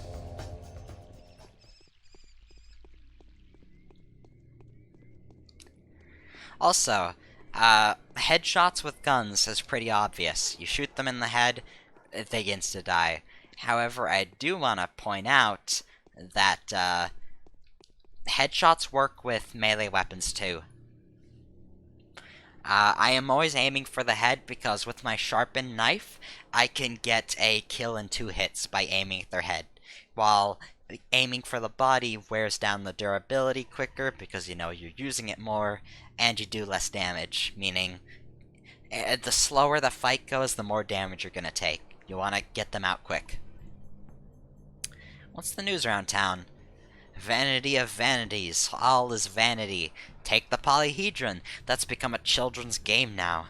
'Tis lovely children that reside there now, they've weaved a nest among the deadly tines of the machine. Charming singing birds, but not for them the tower's been conceived, but for the glory of the benefactors, the family of those philanthropists. Tell me about the spleen district. That's such a weird dialogue option to ask them. Why would you want to know about the spleen? What families are you talking about? The Canes, stricken down with bitter grief these days. Who else? For 'twas another purpose that their project was intended for, the purpose without noticing having lost. It stands abandoned now, and so it will until the end of days. What was it intended for? Damned if I know. Not for the mortal life that's filled with honest sweat, with mundane pain and transient jealousy. There is a lofty purpose that is unknown to me. A purpose unfulfilled. A dream, yes, sir. Pah. Words, words, words. You're just saying words, while having absolutely no idea what you're talking about. Also, since day 3 is upon us, we have a new NPC out and about. I'm sick. I'm in agony. My head seems to be filled with lead. My insides burn. Could you please donate a couple coin for me to cure myself and my family? I'll repay you. I'll spread the word of your untold magnanimity. Take it. I hope you use it wisely. How much is there? I'll give you 1,000. And as you could tell from the sound of a baby clapping, that's our karma going up. Well, not karma, but reputation. Reputation is, you can tell by the sound. Clapping happy baby means the town likes you more. A crying baby means that the town dislikes you. And yes, it is very weird that they use fucking baby sounds to indicate how much in a town of adults likes you, but such be. So yeah, now the prices are still inflated, but it's better. 825 for bread. Still bad, but it's better. So I'm gonna take bread, fish, and egg. I might as well, since I'm here, read the descriptions of food just before we wrap up with the theater. Preserved vegetables. The jars are, as you can see, not labeled. At the warehouses, the jars were packed together in crates, preventing a mix-up. This is stolen goods. This jar could contain tomatoes, young onion bulbs, peppers, or beans. All are goods for one's health in different measures. Egg. A fresh quail egg. Very nutritious, especially good for an organism weakened by a serious illness. Chicken and chicken eggs are becoming rare nowadays. The town people are eating quail. Bread. Piece of stale bread. Hard as rock, but with no signs of mold. Unlikely to be dangerous, but rumor has it can be. The river has provided quite a few unpleasant surprises recently. Could this indicate a mass dying off of fish? Hundreds of dead fish have washed up during the past week. The banks are covered in scales. This has made the people wary of eating fresh fish, and they now prefer preserved fish like this one. Cracker, a piece of dried bread. Not very nutritious, but they can be stored for a long time. The town doesn't have a bakery. The townsfolk bake their own bread, while the dwellers of the termitory make unleavened cakes. Lately there hasn't been any fresh bread because of flour shortages. And lemon. Wait. No, all the titles are in caps lock. I thought it was just lemon. Citrus medica, a common lemon. They're shipped to the region via the Southwestern Railroad. Highly valuable fruit, provides a rich supply of vitamins and reduces fatigue, but increases hunger. Increases immunity by a negligible amount. Lemons are considered a rarity in the region. I'm going to read through the food today, and I'll read through other things other days. Like junk, weapons, stuff like that. Just as to not bloat have a big thing of like reading stuff that doesn't really matter. I just really like the descriptions. Hazelnut, a tree nut. These nuts don't grow in our region, but are often found in the town because of the children's favorite game of nuts. It's rumored that there used to be a large stockpile of tree nuts in Warehouse 2, and Notkin's friends made off with 4 sacks. Can never be infected. Walnut, a rare nut for this area, knowing the children's love for large nuts. Phrasing. Now walnuts have become something akin to a currency among children. One can exchange a very large walnut for something valuable. Can never be infected. Peanut. An earthly nut. Occupies the lowest tier in the hierarchy of the children's game of nuts, and is little valuable because of its fragile shell and awkward shape. However, it's often found in food stockpiles and has some nutritional value. Can never be infected. So this is probably a scrapped mechanic, but they say they can never be infected, but food can't be infected in this game. And I don't think food can be infected in 2 either.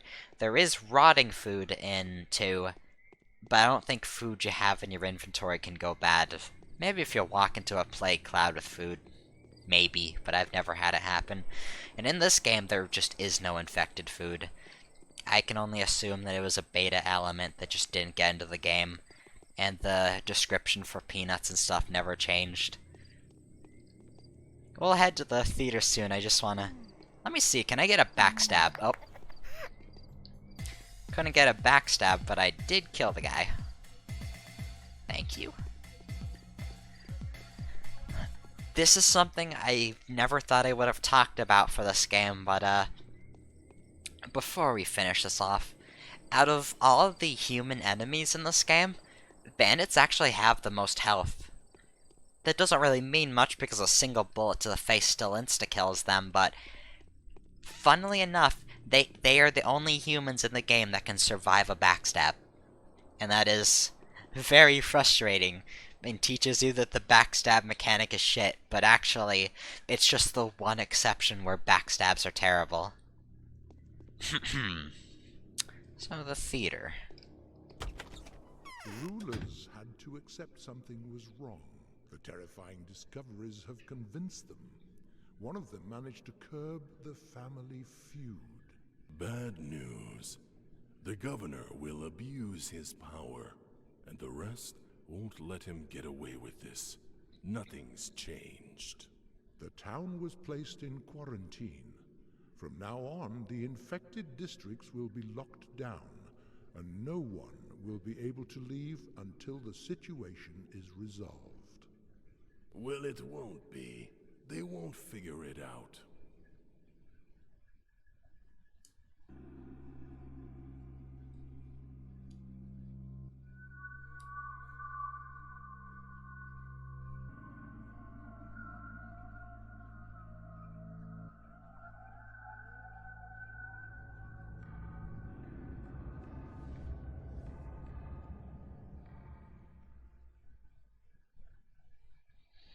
And thank you for joining me. Next time, we will head into day 3 and see what happens. Also, on another note, just before I close this off, I am so much happier with the commentary for this day. I actually had things to talk about, unlike day 1, which probably disinterested everyone. See you and good day.